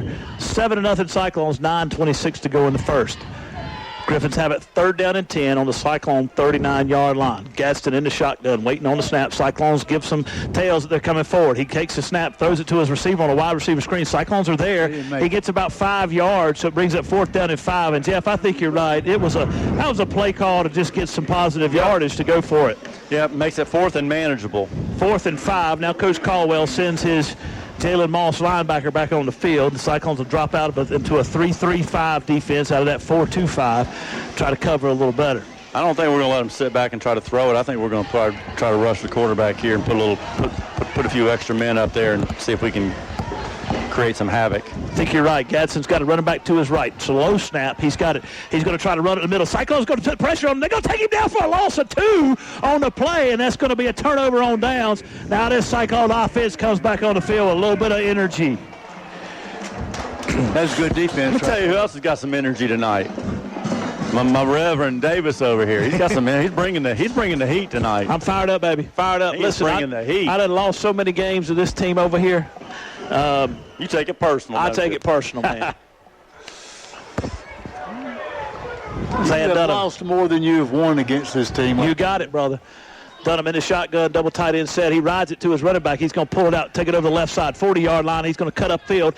He did get to about the 45-yard line. He gained about 7 on the play, maybe 8. Hey, a really good job by Zan on that. I don't know if you noticed, but he rode that out about as long as he could, even across the line of scrimmage before he really decided to keep the ball and follow McCullough. Oh, absolutely. Great play by Zan. Strung it out. Fairfield did a good job stringing it out. Then he cut it up and made some plays. Got some positive yards. 2nd down and 2 for the Cyclones. What you want, some positive yardage on 1st down. 8 minutes to go in the first. Cyclones up 7-0, driving against the Fairfield Central Griffins. Dunham takes a shotgun snap, hands it off to Feaster up the middle. He's at the 45-yard line to about the 48. That's enough for a Cyclone 1st down. Cyclones run 3 plays and had positive yardage on each of those 3 plays. But, you know, Jeff, we talked about that coming into the game. This Fairfield Central defense has had a hard time stopping people for loss. They've had 6 sacks in 6 games. Feaster comes out. Head comes in. Kennedy stands on the left side as a tight end. McCullough right behind the left guard. Double H-backs to the left. Dunham takes a shotgun snap. Power run all the way. Dunham 40-yard line, 50-yard line, 45-yard line. He's got 1st down, I believe. Zan's been in a few of these battles with the Griffins over the years, and this is probably, this is an important game to all of them, but I'm sure it's a real important game to him. Oh, for sure. Last home game, you want to go out, you want to go out with a win, and that's how you remember your last home game. Absolutely. 2nd down and 1. He got 9 on the play. 7 minutes to go in the first. By the time this ball is snapped, it'll be 7 minutes. Running back stands to Zan Dunham's right in the backfield. That's McCullough. Takes a shotgun snap. He's going to swing it to McCullough in the space. 45-yard line, 40. He's got a good spot down the field. 35-yard line. Good block out there by Jaquan. I'll tell you what, Shadim has been so effective in the pass game in the last 3 or 4 games. He's really become a true dual threat guy out of the backfield, carrying the football and catching the football. And he came into the game averaging, I think it was about 15 yards a catch. Absolutely. We saw that a lot last game against Keenan 2 weeks ago. Yeah, 11.8 yards per catch. Head lined up in the pistol behind Dunham. Big split over the left side. Head's going to take it over 35-yard line, 30, down to about the 25, 24. That's another good positive run for the Cyclones. They're just getting them in chunk plays right now. Cyclones are very inspired here early on in the first quarter, and I think, that flea flicker for that touchdown just gives you a different vibe, a lot of juice, right? Absolutely. The defense stopping them on 4th down. And, twice. 6 minutes to go in the first here. Dunham in the shotgun formation. McCullough to his left. Head at the H-back position. Huge split between the center and the guard. Fairfield's going to try to come up the middle, and they run right past him. McCullough, he's going to get over the 25-yard line down to about the 22. He gained about a yard on the play, brings up third down and short. You know, you hear it in the NFL, they call it, we heard in college, third and Renfro. Right. This is third and Dunham. Third and Dunham. That's exactly right. Boy, speaking of Renfro, what about that hit from Monday night? The dude's just a football player. Goodness gracious. He saw that coming and came and knocked that ball loose. He's just a football player. That was unbelievable. I mean, that's film study, baby, and instinct. Dunham's got the power to the left side. 2 H-backs, McCullough and Head. He's going to run right behind him. Shotgun snap's going to follow up in their 20-yard line. He's got the first down, and it's going to be inside the 20 to about the 17-yard line. First and 10. Jimbo, I'm going to say this, and I'm going to say it the rest of the night, and I don't think anybody's going to care. We're going to call this the Barron Funeral Home 20-yard line. It's red zone. The Barron Funeral Home red zone. Mike Schaefer's sitting down there listening. I'm sure he's not going to be upset about it. And if the Cyclones score, I'll tell you why. Waiting on a shotgun snap. Hands it off to his running back, Head. Head stutter steps to the outside. 20-yard line. He's going to get to about the 28. Head should have cut it forward. Back to the 18. Maybe got about, well, they got him up to the 15-yard line. I apologize. I got my yard lines confused. I need LSU numbers. Yeah, they make it almost idiot-proof. That's right. That's right. One of my friends put that on Twitter. I love that they do the 5-yard lines. I think it's probably intentional for their fan base. But anyway, we won't go there. Dunham in the shotgun formation. McCullough to his right. Huge splits between the center and the guard. Takes a shotgun step, hands it off to McCullough up the middle. McCullough's going to get inside the 11-yard line, maybe the 12. We're going to bring up third down and 4. The last couple of weeks, we've kind of gotten the tight end involved a little bit. Right. Might be the right time for this right now. Run. Tight end gets a little bit of freedom. Is it my imagination or our splits bigger tonight along the offensive They're big. line? They're big, especially between the guard and center. They're moving. They're trying to spread the defense out and get running lanes is what they're doing. Fairfield's got a 4-3 defense. They're trying to spread them out. Dunham waiting on the shotgun snap. Tried to draw him off sides. Now he's going to run over the left side. Dunham's at the 10-yard line. He's going to fall forward. He's got to get to the 8 for a first down. I believe he's going to be a half a yard short. Brings up 4th down and 1 for the Cyclones. 3:30 to go in the first. Cyclones up 7-0. Looking to add to it here. 4th down and 1 inside the 10-yard line of the Griffins. I believe he's got to get to the 8. The ball's at the 9. I think it's just ahead of the 9, so probably a little shorter than 1 yard. Dunham's going to be in the shotgun. It's going to run the power to the left side behind Head and McCullough.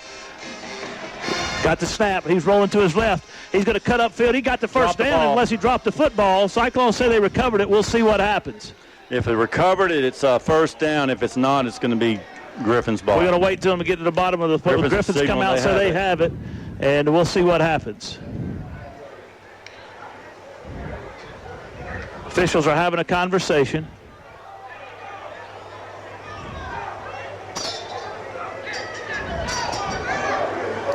The Griffins recover it. Dunham fumbles inside the 10-yard line, and the Griffins recover the football. The Cyclones, he had the first down, but he dropped the football. And so now the Griffins pick it up on a turnover. They have it inside their own 10-yard line. The Cyclones are driven down inside the 10. 4th down and 1, Dunham fumbles. Pick up the Griffins recover, so it's 1st and 10 for the Griffins. Ball's at their own 8-yard line. Moving right to left, down 7-0 with 3 minutes to go in the first. That's tough. Gadsden brings his offense onto the field. It's a good thing Zan plays defense and he doesn't have to come over and talk to Coach Floyd. Dunham's in the free safety position. Andre Evans is out with a foot injury. Gadsden in the shotgun. 2 receivers either side. Now he moves a man in motion from right to left. He's going to throw it out there. Cyclones give chase. He's got some open running space in front of him, some green grass. He's going to get over the 15, 20-yard line, about the 22. Picked up 13 on the play. We got a flag on the play. Thrown by the back judge. We'll see what this is all about. Jalen Moss comes on the field for the Cyclones.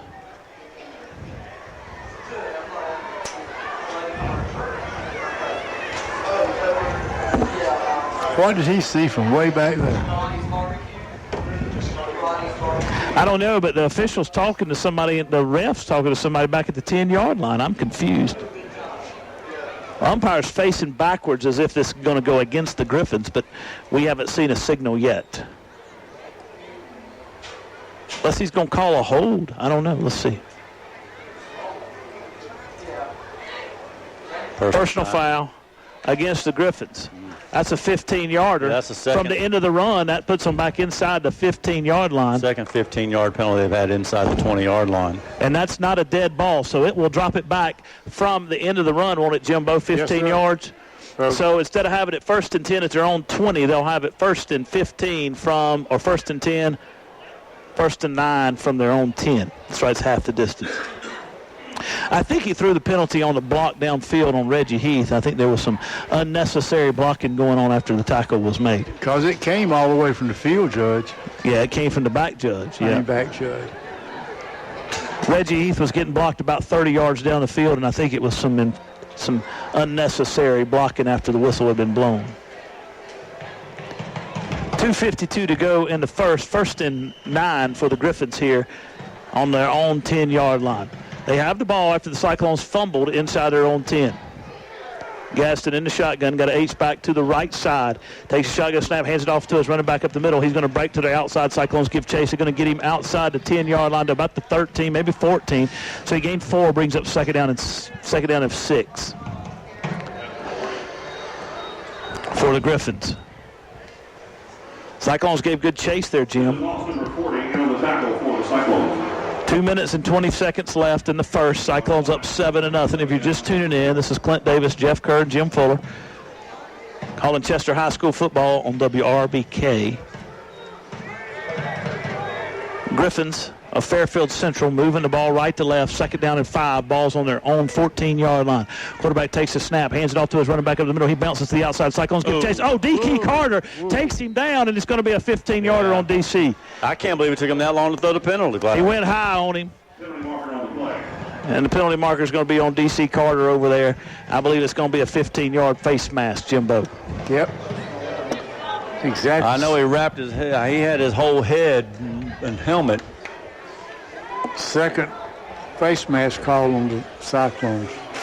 Well, I think both of those were effort plays, though. I mean, it's just one of those deals where I think that's just where D.C. hit him, and he wrapped him up, and he was making a play, and then Antonio Hopkins grabs the face mask coming from behind the running back previously. So you can live with those, I think, if you're Coach Floyd. You don't want to make a habit of them, but you can live with them. 1st and 10, ball's outside the 30. Quarterback takes a shotgun snap, hands it off to his running back at the middle. This time the Cyclones hit him hard. That is number 16, Antonio Hopkins, along with number 40. Looks like Jalen Moss off the bottom of the pile for the Cyclones. They gained 2 on the play, brings up 2nd down and 8.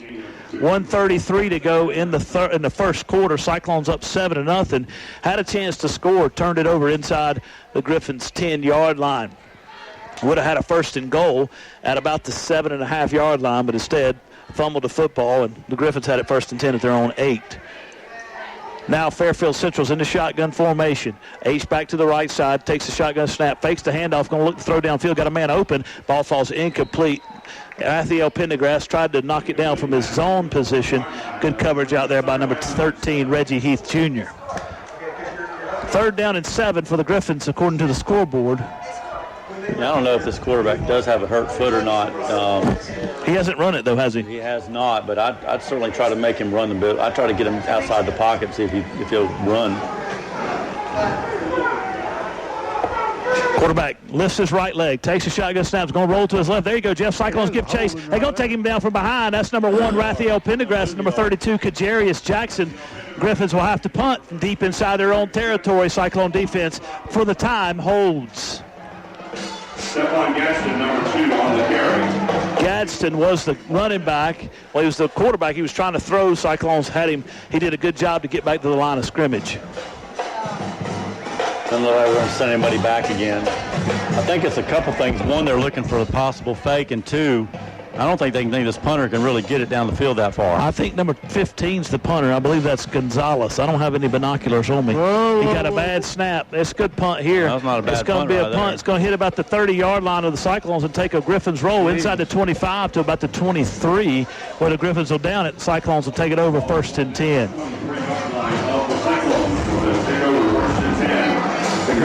That's a good punt right there. Yeah, that was a good punt. Kind of flipped the field a little bit.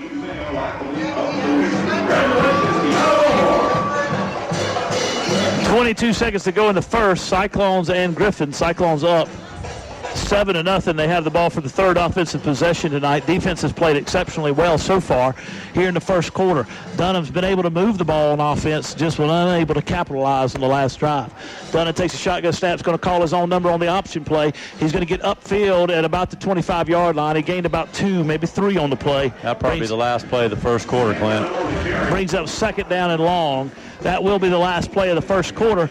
We'll take a break. Cyclones up 7-0 over the Griffins here at Cyclone Stadium. It's rivalry week, and we'll pull the Cyclones through.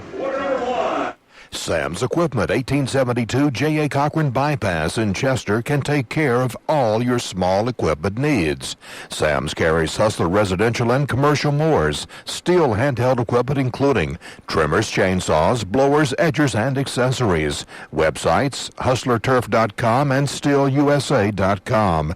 803-377-2122. Open Monday through Friday, 8 until 5. Sam and Troy support the Chester Cyclones. Tonight's Cyclone football made possible by Burns Chevrolet Cadillac in Rock Hill. Serving the area since 1923 and located off I-77, exit 82B in Rock Hill. Burns has new Chevrolet and Cadillacs along with a selection of pre-owned vehicles, including buy here, pay here.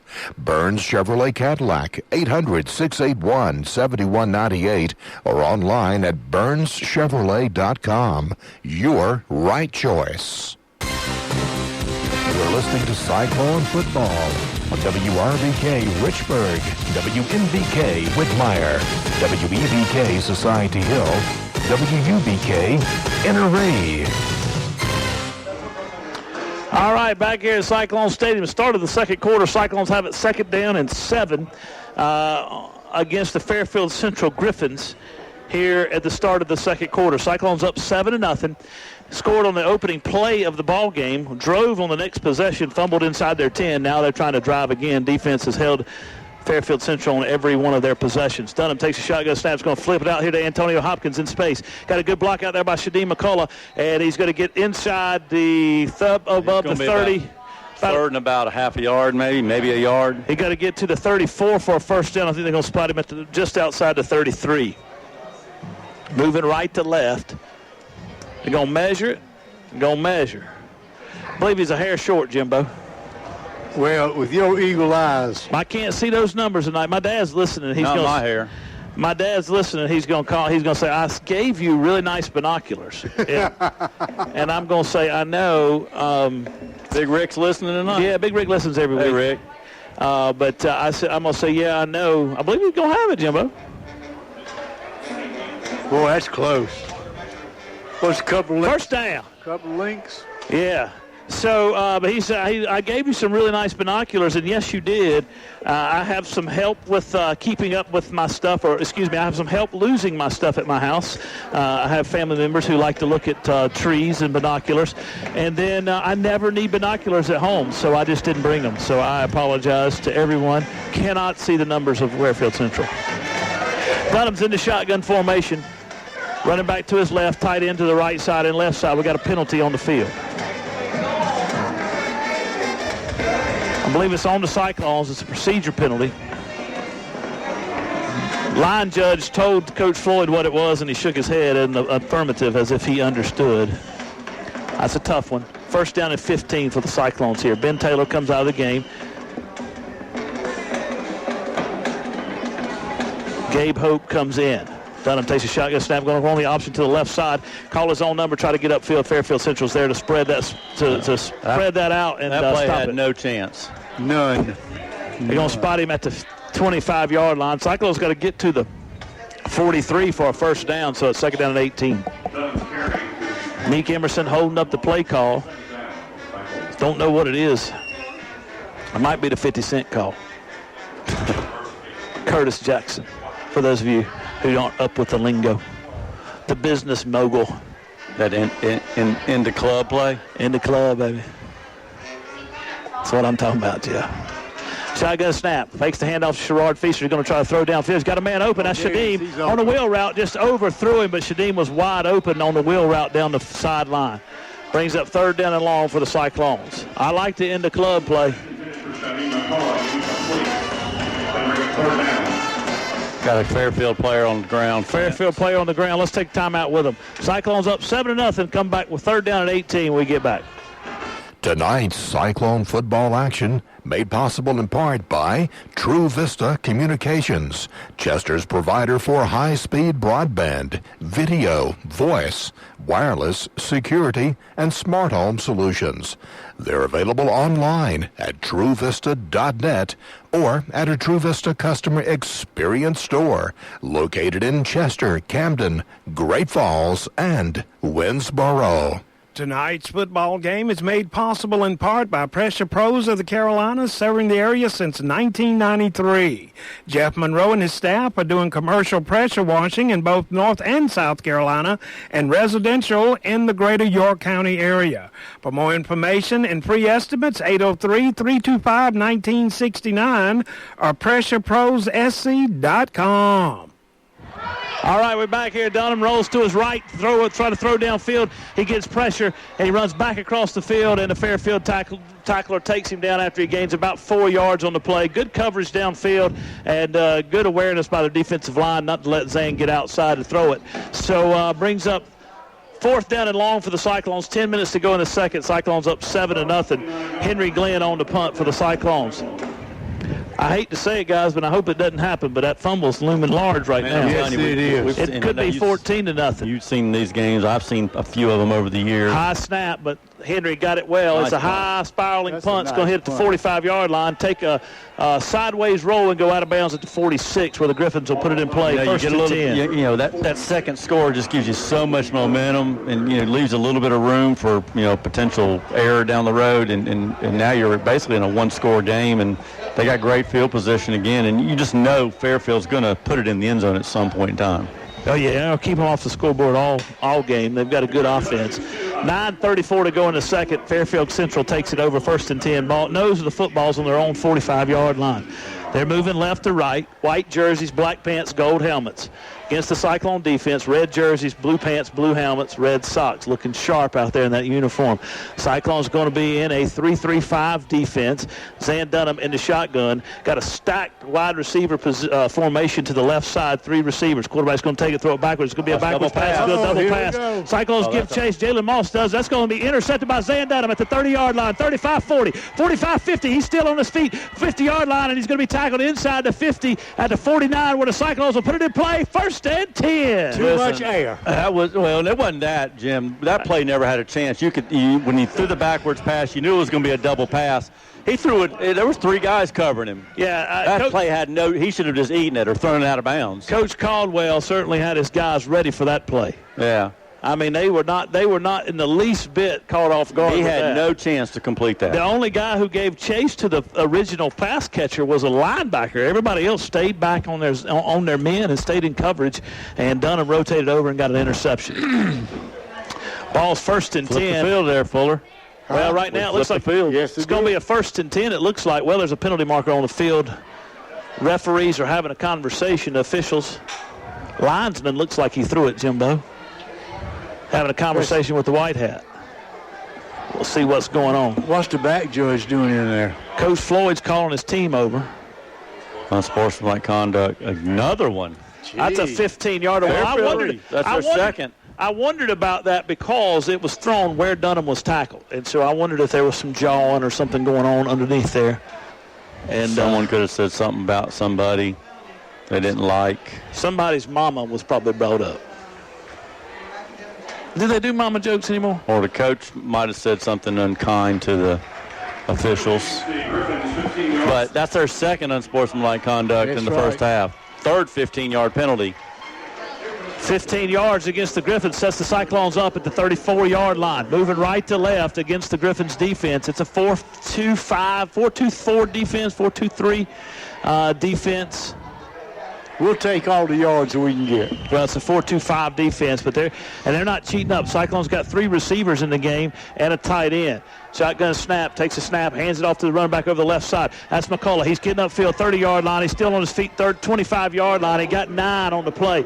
You know what's surprising to me about Fairfield Central's defense is that they are staying back at a double safety. They're not coming up, and you would think that they would come up to try to stop this running game. and try to make us throw the football. That's what I would do. That's what the teams that have had success against this football team have done.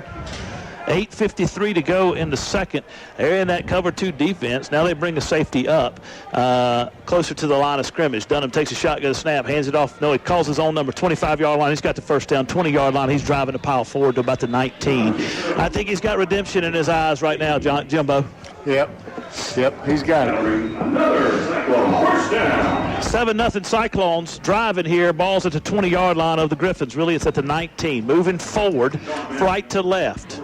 Thanks for joining us. This is Chester High School football on WRBK. Trooper Floyd moves from the left side of the formation to the right side in the slot. Jaquan Carter split out to the left side. Shotgun snap to Dunham. He hands it off to McCullough. He's got 5 yards before he's even hit. He's at the 15-yard line, inside the 15 to the 14, where it'll be second down and 5 for the Cyclones. He's been kind of the bell cow for the last couple of weeks, but he's earned it. Oh, absolutely. Well, Coach Floyd told me at the beginning of the season, after that first game, that he hadn't been playing football. He needed to get back to football shape and football speed, and once he did, he was going to use him a lot. He was right. Ball's on the left hash. Cyclones moving right to left. Dunham in the shotgun, running back to his left, hands it off to his running back, 14-yard line. He's spinning inside to about the 12, maybe 13. Brings up third down and 3 for the Cyclones. 7:38 to go. Third down and 4. In the second quarter, Cyclones up 7-0 over the Griffins. The Griffins have really not been able to do much of anything on offense so far against this Cyclone defense. But the Cyclones have been able to move the ball. They just don't have a lot of points to show. Yeah, this game has been dominated offensively by the Cyclones. Time of possession numbers, we won't have them, but time of possession numbers will be highly, highly in the favor of the Cyclones. Dunham in the shotgun. McCullough to his left. Big split between the center and the right guard. He fakes the handoff. He's going to try to throw across the field, and he's looking downfield. He's going to throw it up. He's got Kyan at Kennedy. Kyan catches the football inside the 5-yard line to about the 2. Ground. He was down, and the ball popped they're loose. calling him down. That's what they're doing. They're saying he was hit. Cyclones have it first and goal inside the 5 at about the 3. I'll tell you what. 2. Beautiful throw by Zan. It was he put it in the right place, but it was around 2 other guys. It was good job by Kyan Kennedy. Good job by Kyan to come up with that ball, to be honest with you. Kyan Kennedy, number 45, Travis. I said they'd try to get the tight end involved. And first and goal for the Cyclones. Ball's on the 3-yard line. Dunham in the shotgun formation, running back to his left. Waiting on the snap, calls his old number over the left side. That's going to be a touchdown, Cyclones. That's what I'm talking about. 13-0, 6:32 to go in the second quarter. Cyclones just stuck it on the board, put 6 on the board. Stuck the nose of the football in the end zone, Jimbo. Yeah, exactly right. We needed that one. I'm like Jeff. He threw that pass among some unfriendlies. But he had confidence. Kyan was going to throw it in. That's Buddy Grant's grandson, Kyan Kennedy. That's right. Yeah. I forgot about that. It sure is. Buddy's fired up, I'm sure. Waiting on the snap. They had a movement on Kajarius Jackson over there. Back him up 5 yards and try the extra point again. Henry Glenn on the kick for the Cyclones. Kajarius got down in his stance and got a little bit too far out on his toes, I believe. As a former offensive lineman, I've been there and done that. Oh, you did that? Of course. I've held, I've jumped off sides, and I also have had procedure penalties falling forward. Did you ever have a big man touchdown, though? No, I'll tell you a story about that. I've told y'all that story before, I believe. Trooper Floyd on the hold, waiting on the snap. Got a high snap, kicks up, and it is good. Henry Glenn just knocked it through. Just back him up however long you need to. Henry Glenn's going to hit it. All right, so it is 14-0, and we'll take a break. Cyclones up. 6:31 to go in the second. Tonight's broadcast of Cyclone Football made possible in part by Chester County Natural Gas Authority.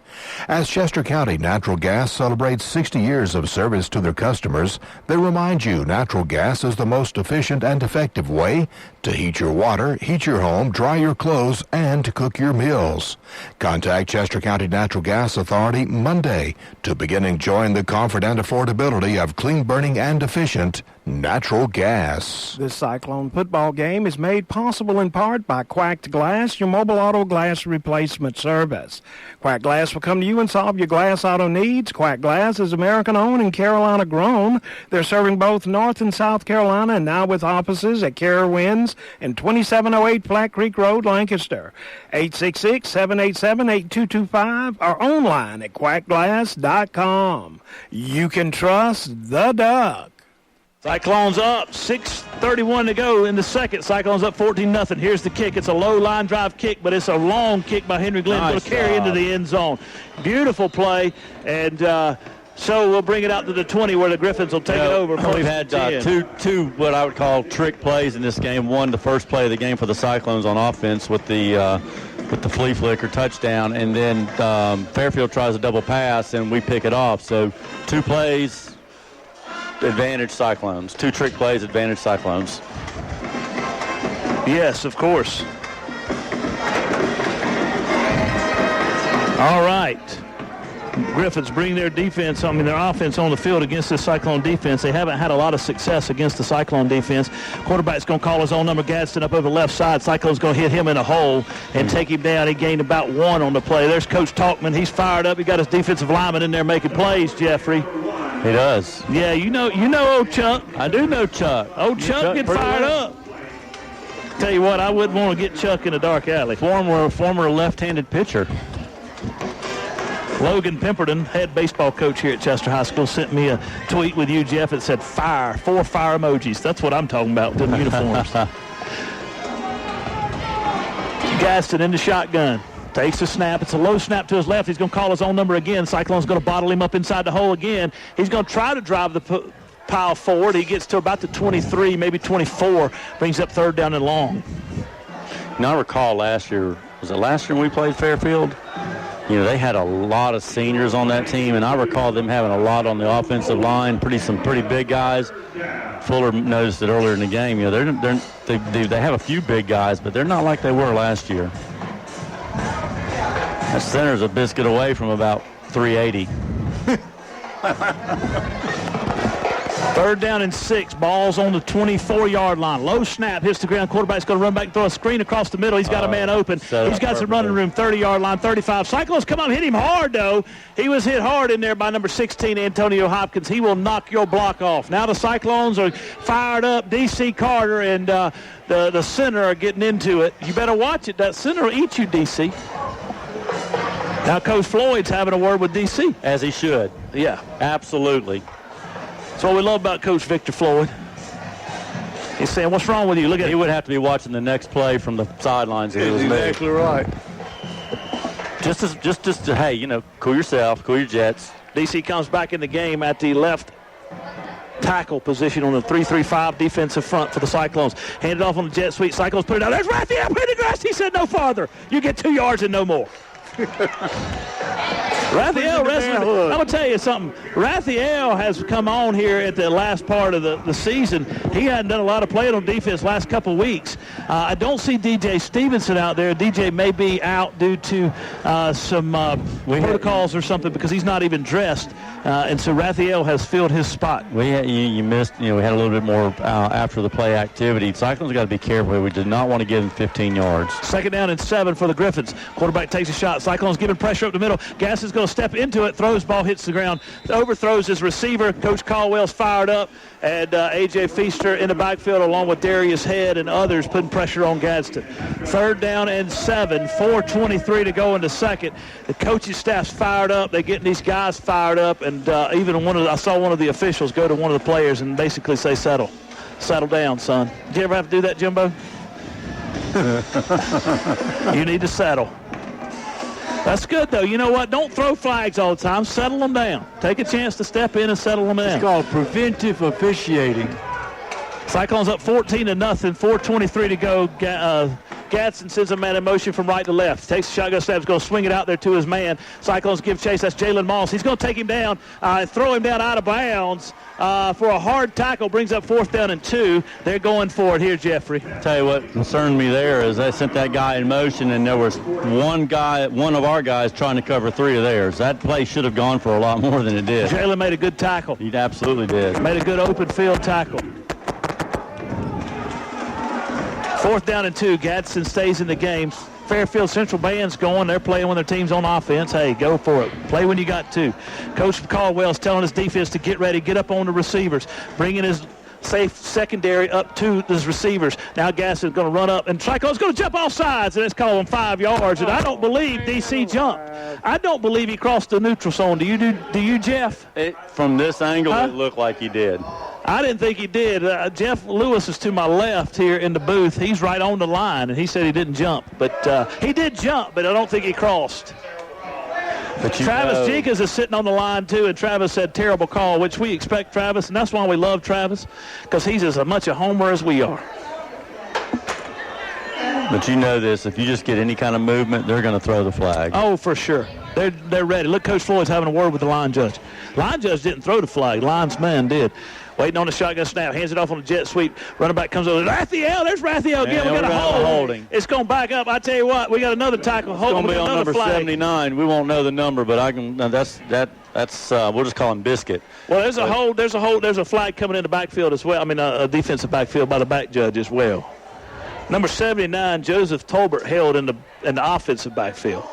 1st down and 10, holding on Fairfield Central. Holding on 2 holdings.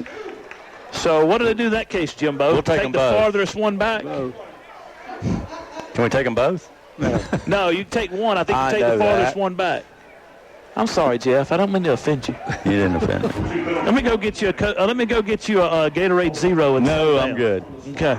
I'm good. Maybe a Propel water? No, I'm good. I think I'm probably good for my hydration tonight. Okay, good. 40-yard line brings up 1st down and long. 23 for the Griffins. Big penalty right there. Quarterback's in the shotgun formation, takes the snap. He's going to drop back. That was a big throw. Look at Jarius Jackson with a great play. Tried to run a screen play. And I tell you what, that big offensive tackle just grabbed one of the Cyclones guys and threw him down. If that's not holding, I don't know what is. God, you can't, listen, you cannot suplex a man without holding. and it was right in front of him. Can you, Jimbo? You have to grab him by his shoulder pads and chunk him head first. D.C. Carter. Don't tell me they didn't throw a flag. No wonder D.C.'s fired up. 3:08 to go in the second. Cyclones up 14-0 over the Griffins. That's horrible.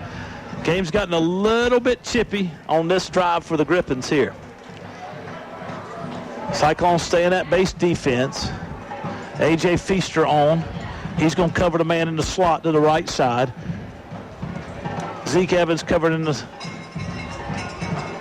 cornerback position. Here come the Cyclones on pressure. Bringing them back. Touchdown. Pick six, baby. That's what I'm talking about. That's Raphael Pendergrass. That's Raphael. Raphael picked it off at the 45-yard line, took it to the house. Pick six, baby. 2:56 to go in the first half. Cyclones up 20-0 on a pick six from Raphael. He was just sitting there waiting. He was just sitting there waiting. Now, I'm going to tell y'all something. I've seen Raphael Pendergrass play on this football field for 3 years. That's the best catch he's ever made. And for the first 2.5 years, he was an offensive player. He was waiting on it. He was waiting on it. Cyclones up 20-0. 2:30 to go, and Jack Seek's running the clock. That's what I'm talking about, Jack. Run on, baby. So, pay attention. I mean, the clock's running. We're on for the extra point. Good snap. Kicks up, and it is good. Cyclones up 21-0. We'll take a break. 2:19 to go in the second. We'll be back. Cyclone football, WRBK. Relax on and off the field with Founders Federal Credit Union. With services like Founders Online and Founders App, you'll enjoy local personalized service. Joining Founders Federal Credit Union is easy.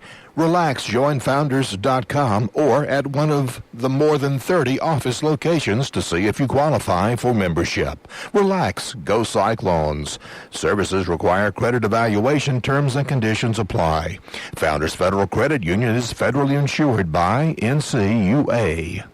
For over 77 years, Fairfield Electric Cooperative has delivered electric energy to our consumer owners. As a Touchstone Energy Cooperative, we are part of a nationwide community of local, not-for-profit cooperatives committed to enhancing our customers' lives and livelihoods by providing reliable power, high-quality customer-focused service, and valuable products and services. We're Fairfield Electric Cooperative, your Touchstone Energy partner. Proud to be a part of tonight's Cyclone football coverage on WRBK. All right, we're back here. Cyclones up 21-0 after a 46-yard pick six from Raphael Pendergrass for the Cyclones.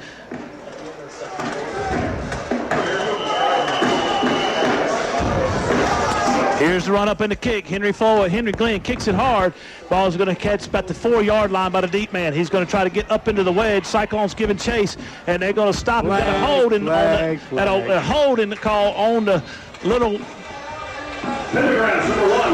blocker for Fairfield Central. And I say little, I mean little. The little blocker from Fairfield Central. We're going to back him up 10 yards from the end of the run, Jimbo. Yep.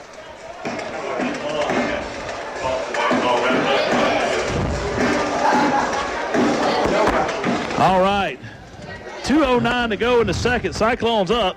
Cyclones with all the momentum right now really have done a good job of keeping Fairfield in check. Offensively, we got 2 minutes to go. Big series for the Cyclone defense because Cyclones will get the football to start the second half.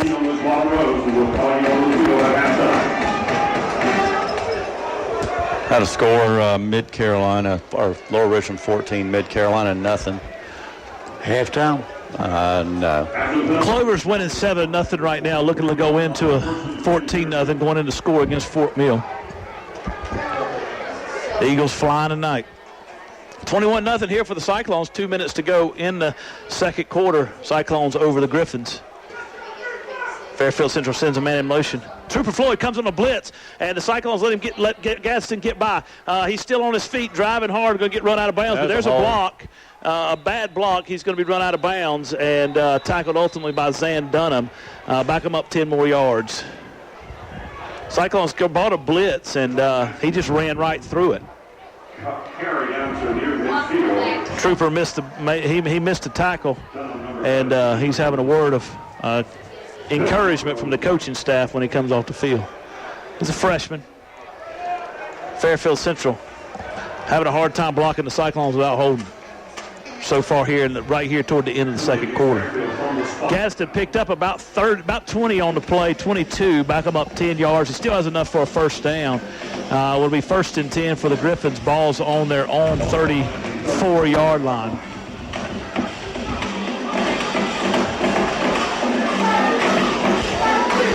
So all that to say, a net gain of 10 yards for the Griffins. 1:59 to go in the second. Gadsden in at quarterback. Griffins have 2 receivers to the right side, balls on the right hash, 2 receivers to the left side, which is the wide side of the field. Cyclones in that 3-3-5 defense, but really they have 2 linebackers. They're coming on a blitz right here. Gadsden's going to throw out here to flats. A.J. Feaster tries to make a tackle, and the receiver's going to get out of bounds after being hit by Zeke Evans for the Cyclones after he gained about 10, maybe 11 on the play. Receiver was number 19 for the Griffins, running wide receiver screen, Kelton Mobley.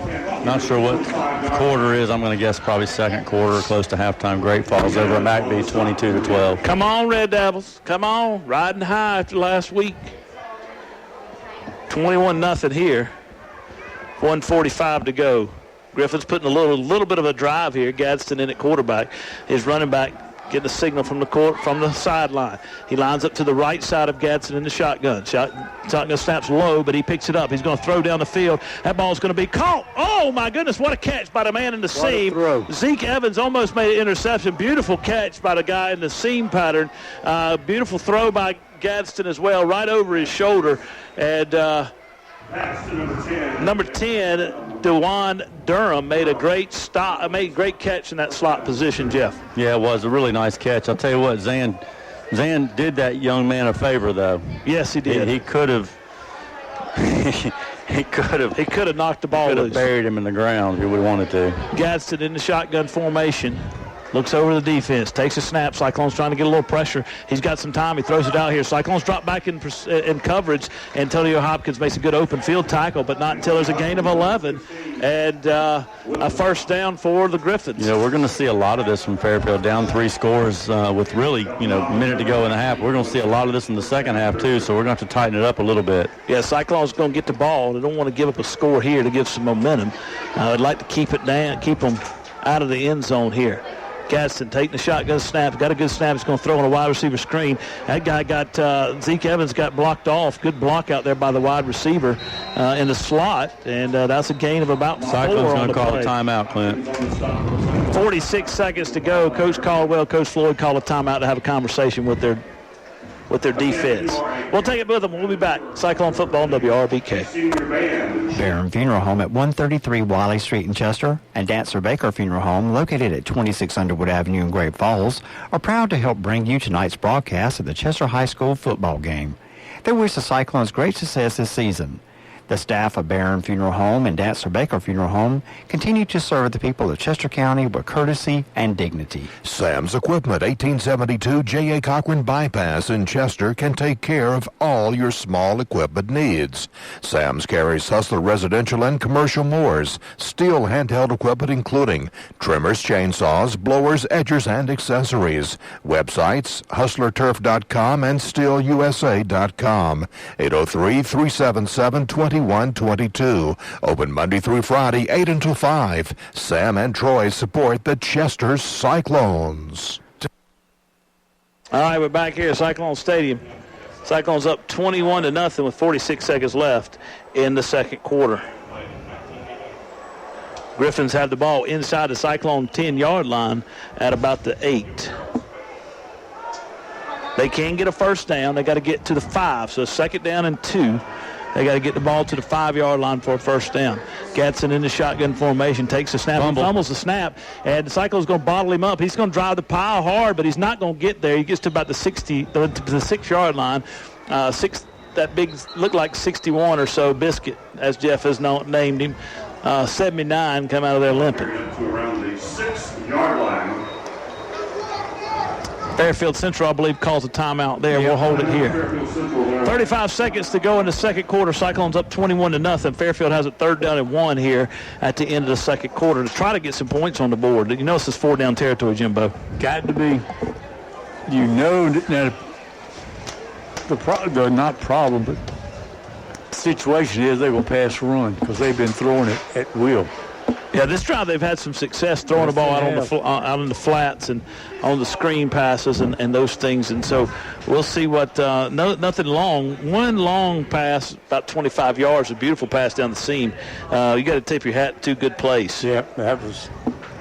And that's just 2 good play. 2 players made 2 good plays. Good throw, good catch. Cyclones had good coverage. York on top of Catawba Ridge, 7-3, second quarter. Let's go Cougars. Nation Ford 27-14 over Bowling Springs. Coach Chuck Talkman had his defensive lineman over, having a word with them. Coach Floyd had a word with some guys up front. Caldwell came out too. So we'll see what we got here. Third down and 1 for the Cyclone defense against this Fairfield Central offense. Really hasn't had much success at all until this final drive of the first half. They've been able to move it down the field pretty well. If they get it in the end zone, it'll be a 76-yard drive.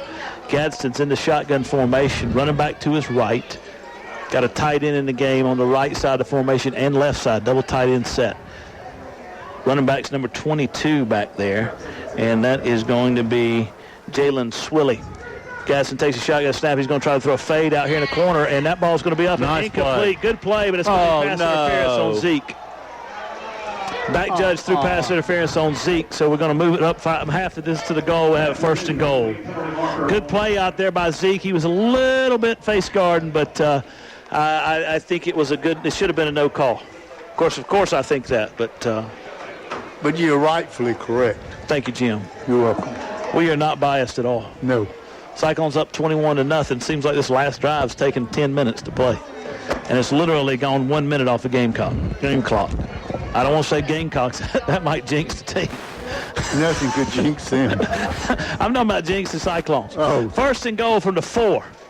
Fairfield Central got it after a penalty on Zeke Evans.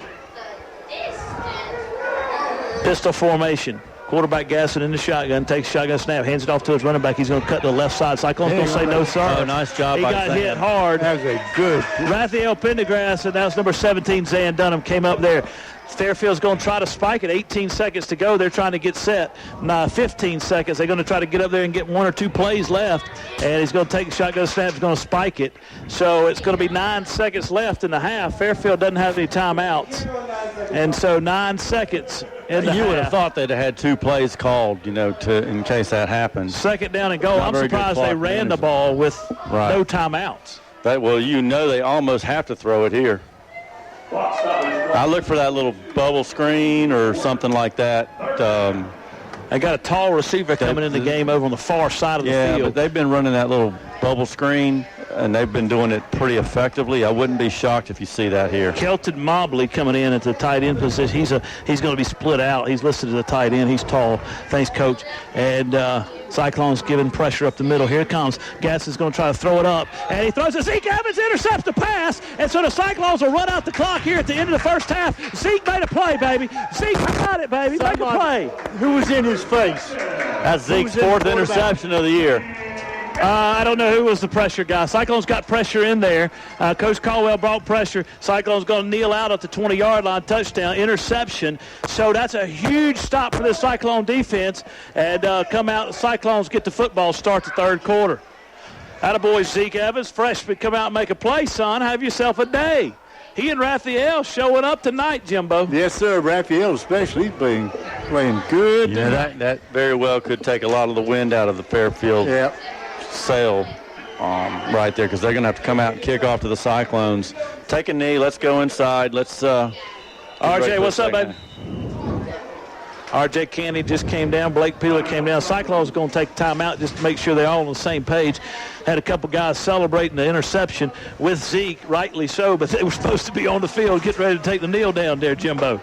Yeah, I don't understand that. We ought to take the knee and let's go. Coach Floyd had called time. You have enough guys on the field. He was missing 2.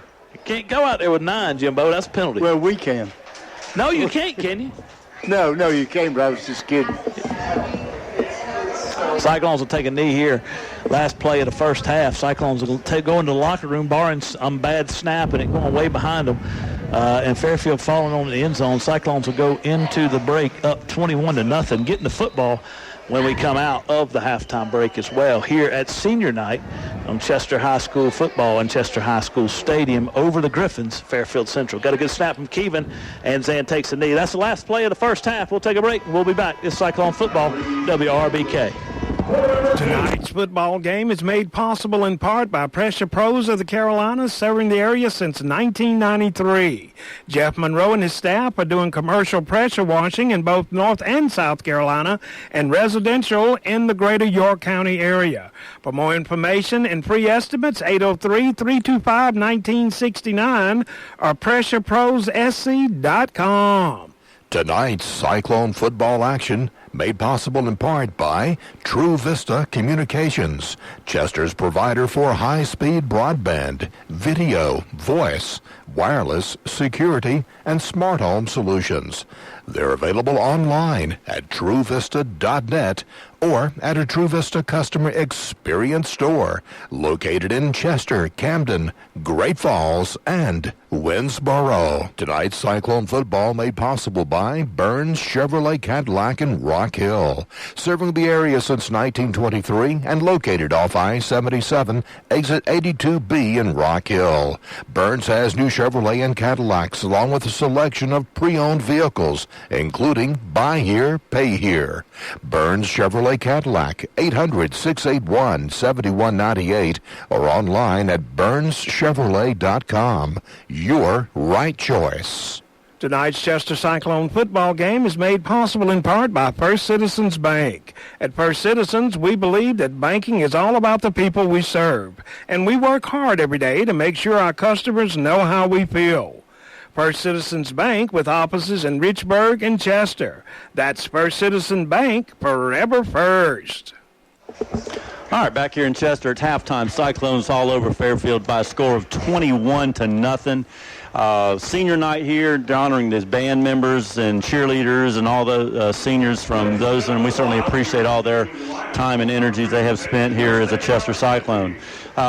Before we get Travis on here, we're going to give you an update score. Great Falls 22-19 over McBee. Don't think it's halftime yet, but let's recap the scoring of the Cyclones in the first half. First quarter, Reginald Heath with a 32-yard catch from Zan Dunham to put the score with 10:49 to go in the first quarter, give the Cyclones a quick 7-0 lead. It was all set up by a good defensive stand in the first series for the Cyclones, forced Fairfield to punt out of the end zone, had great field position on their own 32-yard line. In the first offensive play, flea flickers, Zan Dunham threw the ball in a perfect place in the corner of the end zone, touchdown, Reginald Heath. Second quarter, Zan Dunham, a 2-yard touchdown run.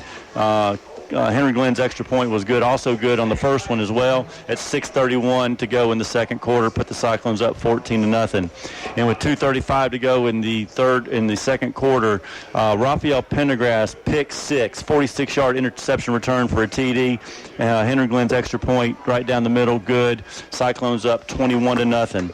And just before halftime, key play before halftime, Cyclones gave after a pass interference call, gave first and goal to Fairfield on the inside the Cyclones 5-yard line, and Fairfield tried to throw a ball into the end zone. It was picked off by Zeke Evans, his 4th interception of the season. With 3 seconds to go, Cyclones nailed it, and they go into halftime 21-0. The Cyclones get the ball to start the second half. Welcome, Travis Jenkins. Travis, thanks for joining us. So your thoughts on the first half from the Cyclone? You've seen a lot of these games over the years. I've seen some. Clint's seen a bunch. These games tend to get weird between Fairfield and, it wouldn't also, the way this game is going, Chester has dominated this game offensively and really defensively. In a way that they almost never had against Fairfield. Right. Ever. Right. Like you said, weird things happen in this game. You think back to the state championship year, 2018. Fairfield was bad, and Chester was obviously the best team in 3A. And that was a dogfight late into the third quarter. They run a kickback right before, I think, halftime, maybe scored on a big play early in the third, and it was a competitive game when it shouldn't have been. Go back to 07 when Chester made it to state, and they played those 2 games. Mm-hmm. That's the game where Gene McCaskill, who's now coach here, of course, threw a touchdown pass with 2 seconds left to pull one out of the fire. And then in the playoffs that year, they had the stop right down there inside their own 15-yard line on defense to maintain a 1-score win. You seldom see Chester come out and put one on Fairfield like this. In fact, I never have. Yeah. So when Chester had that early turnover, he's kind of went like, oh, God, that's going to hurt. Yeah, right. And so far it hasn't. Right. I've totaled up all the numbers. The biggest number is 3, which is the number of interceptions that Chester kept in the first half. Yeah. And, we've seen 2 trick plays in this game. One flea flicker for the Cyclones, first offensive play touchdown. Second trick play was the double pass by Fairfield, which obviously worked in Chester's advantage with another interception and set up the second touchdown. So Cyclones have really dominated this game, really from the first and the second quarter. Fairfield had a little bit of momentum, and high school football is so funny, but momentum can mean so much. If Fairfield goes in and scores there, make it a 2-score game. I just got the feeling that if Chester can come out and take this ball down the field the first drive and put another touchdown on the board, make it a 4-score game, it's just going to force Fairfield into doing something they just don't want to do. Had they scored right before the half, then you're probably rousing some old bad demons. Yeah. Because how many times has Fairfield, that you can go back and think, scored on the last play of the first half against Chester? I can think of 3 or 4. Right. In 18, in 17, in 07, it just happens over and over and over. And that they would have taken tremendous momentum into the half with them, because through their first, 1, 2, 3, 4, 5, first 5 possessions, they had 52 yards of offense. They had 74 yards on that last drive. Right, yeah, they moved the football fairly efficient, too. Fairly easily got the field. Right, yeah. But then Evans makes the big play, and see, that's kind of where the circumstances worked in Chester's favor. If they have a timeout left, they're not throwing a fade from the 3. Right. Yeah, I thought it was bad clock management. Let's continue this conversation. Let's take a break. You listen to Cyclone football on WRBK. Cyclones all over the Fairfield Griffins by a score of 21-0 at halftime. Tonight's broadcast of Cyclone football made possible in part by Chester County Natural Gas Authority. As Chester County Natural Gas celebrates 60 years of service to their customers, they remind you natural gas is the most efficient and effective way to heat your water, heat your home, dry your clothes, and to cook your meals. Contact Chester County Natural Gas Authority Monday to begin enjoying the comfort and affordability of clean burning and efficient natural gas. For over 77 years, Fairfield Electric Cooperative has delivered electric energy to our consumer owners. As a Touchstone Energy Cooperative, we are part of a nationwide community of local, not-for-profit cooperatives committed to enhancing our customers' lives and livelihoods by providing reliable power, high-quality customer-focused service, and valuable products and services. We're Fairfield Electric Cooperative, your Touchstone Energy partner, proud to be a part of tonight's Cyclone football coverage on WRBK. Tonight's Cyclone football coverage on WRBK made possible in part by Dr. Sam Stone and his staff at Lowry's Family Medicine in Chester.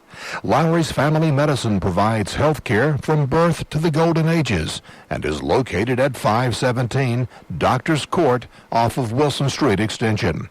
Dr. Sam Stone and his staff are proud supporters of the Chester Cyclones. Tonight's Chester Cyclone football game is made possible in part by Hamilton, Delaney, Greer, & Cotton, attorneys at law providing legal services since 1907.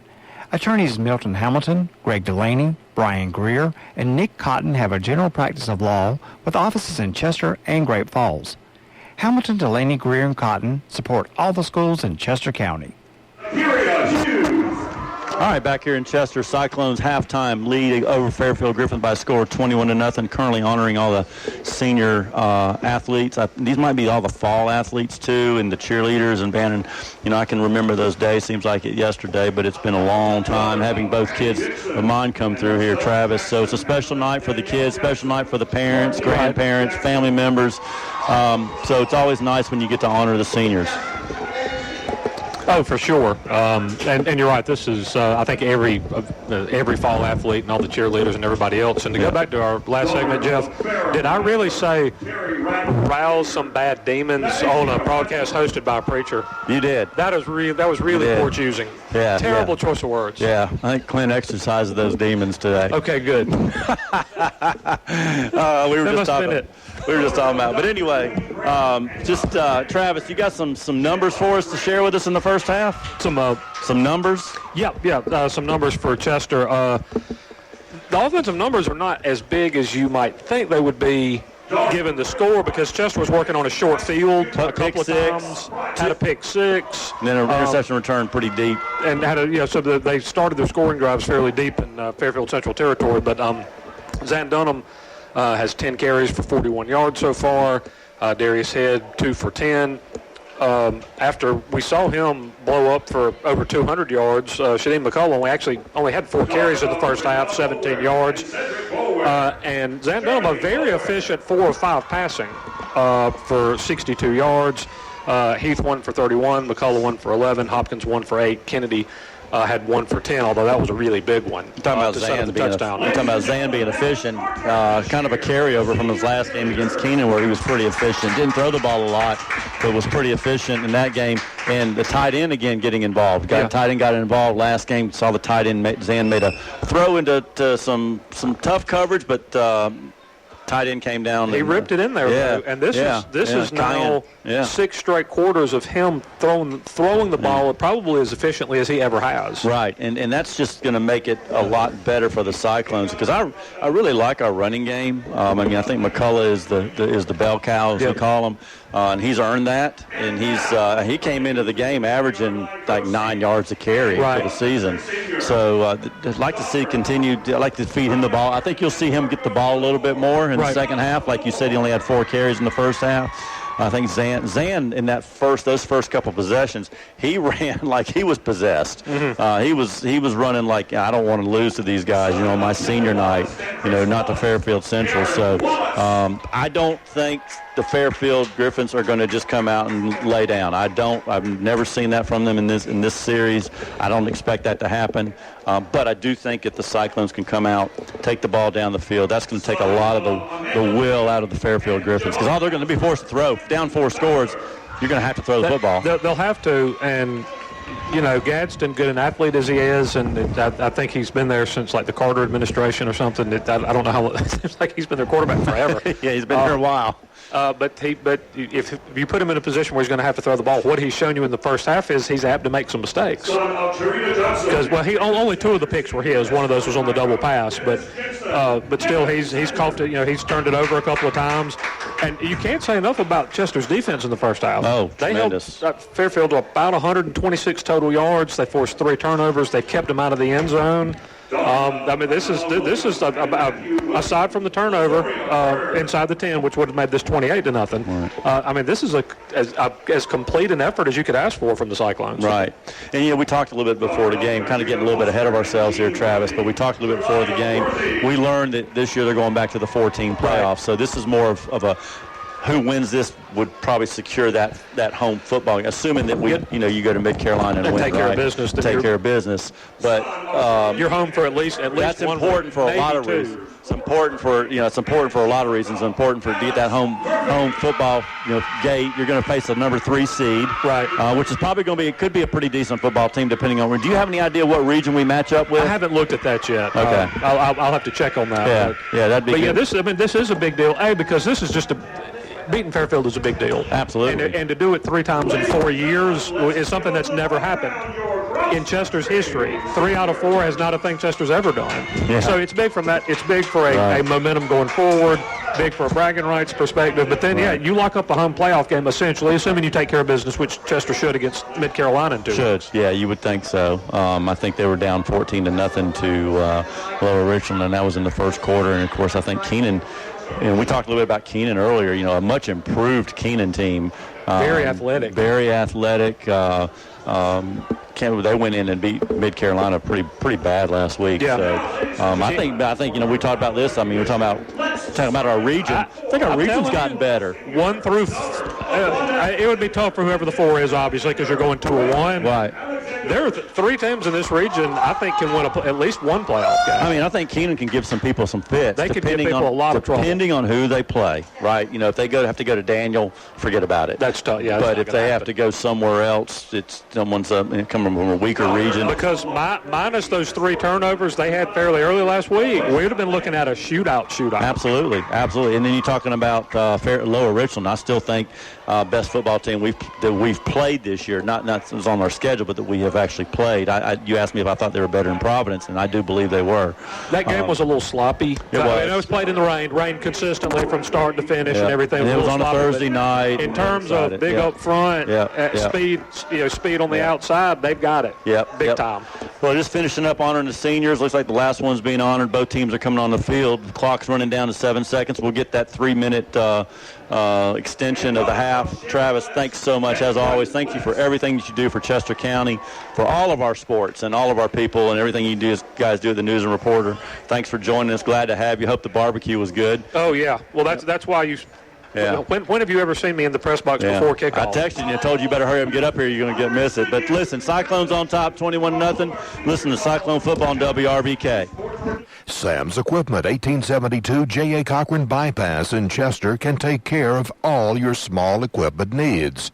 Sam's carries Hustler residential and commercial mowers, steel handheld equipment including trimmers, chainsaws, blowers, edgers, and accessories. Websites, hustlerturf.com and steelusa.com. 803-377-2122. Open Monday through Friday, 8 until 5. Sam and Troy support the Chester Cyclones. This broadcast of Chester Cyclone football is made possible by Polk Bell Bonds, serving Chester County for over 30 years. Polk Bell Bonds executes surety bonds in all state or federal courts and can provide GPS, electronic, or alcohol monitoring. Ned Polk is available anytime at 581-POLK, 482-POLK, 789-POLK, and 872-2222. Polk Bail Bonds. Save like a pro with Founders Federal Credit Union. Founders Loyalty Select account gives you the opportunity to grow your savings at their best rate yet. Fund your account through your favorite Loyalty Select product to get savings today. Visit RelaxJoinFounders.com or one of their more than 30 office locations to see if you qualify for membership. Go Cyclones. Service requires credit evaluation. Terms and conditions apply. Founders Federal Credit Union is federally insured carried by the NCUA. The Cyclone football game is made possible in part by Quacked Glass, your mobile auto glass replacement service. Quack Glass will come to you and solve your glass auto needs. Quack Glass is American-owned and Carolina-grown. They're serving both North and South Carolina and now with offices at Carowinds and 2708 Flat Creek Road, Lancaster. 866-787-8225 or online at quackglass.com. You can trust the Duck. All right, we're back here at Cyclone Stadium, 1:38 to go in the halftime period. Cyclones up 21-0 over the Griffins. From Fairfield Central High School down in Winnsboro, South Carolina, rivalry week. Cyclones all over them in the first half, get the kickoff to start the second half. Timbo, if we could go down and put 7 on the board, you'd feel really good about the chances, wouldn't you? I probably could breathe a little easier than I'm breathing right now. Yeah, 3 scores right now. Fairfield showed us at the end of the first half, if you were listening, they could throw the ball around a little bit on us. Now, I realize the Cyclones stepped back a little bit of prevent, but with a minute and 45 seconds or so to go in the first half. But the way this series goes, I would not feel comfortable with less than 100 points. I know. It's going to be four scores, you can start to breathe a little bit. So we'll see what the Cyclones do. We're thankful to be able to call this game. Thankful for all of our sponsors. Thankful for Ken Roddy and Sharon Roddy and the barbecue they provided on behalf of Barron Funeral Home tonight. It was been really well received here in the press box. Yes, it was. I don't think anybody went away hungry, and it was delicious. I think so. Thank y'all, Ken, Roddy, and Barron Funeral Home for furnishing it. Absolutely. So here's what we're going to do. We're going to take another break and get back for the kickoff. If you're listening to the podcast, just hold on. I'm going to start and restart. I'm going to be out of space before this game's over. So refresh your feed if you're listening to the podcast. That's Spreaker.com. Look for Chester Cyclone Football, and you'll find it there. Other than that, we'll be back. Take a quick break here, Bill, and we'll be back. Tonight's Cyclone football made possible by Burns Chevrolet.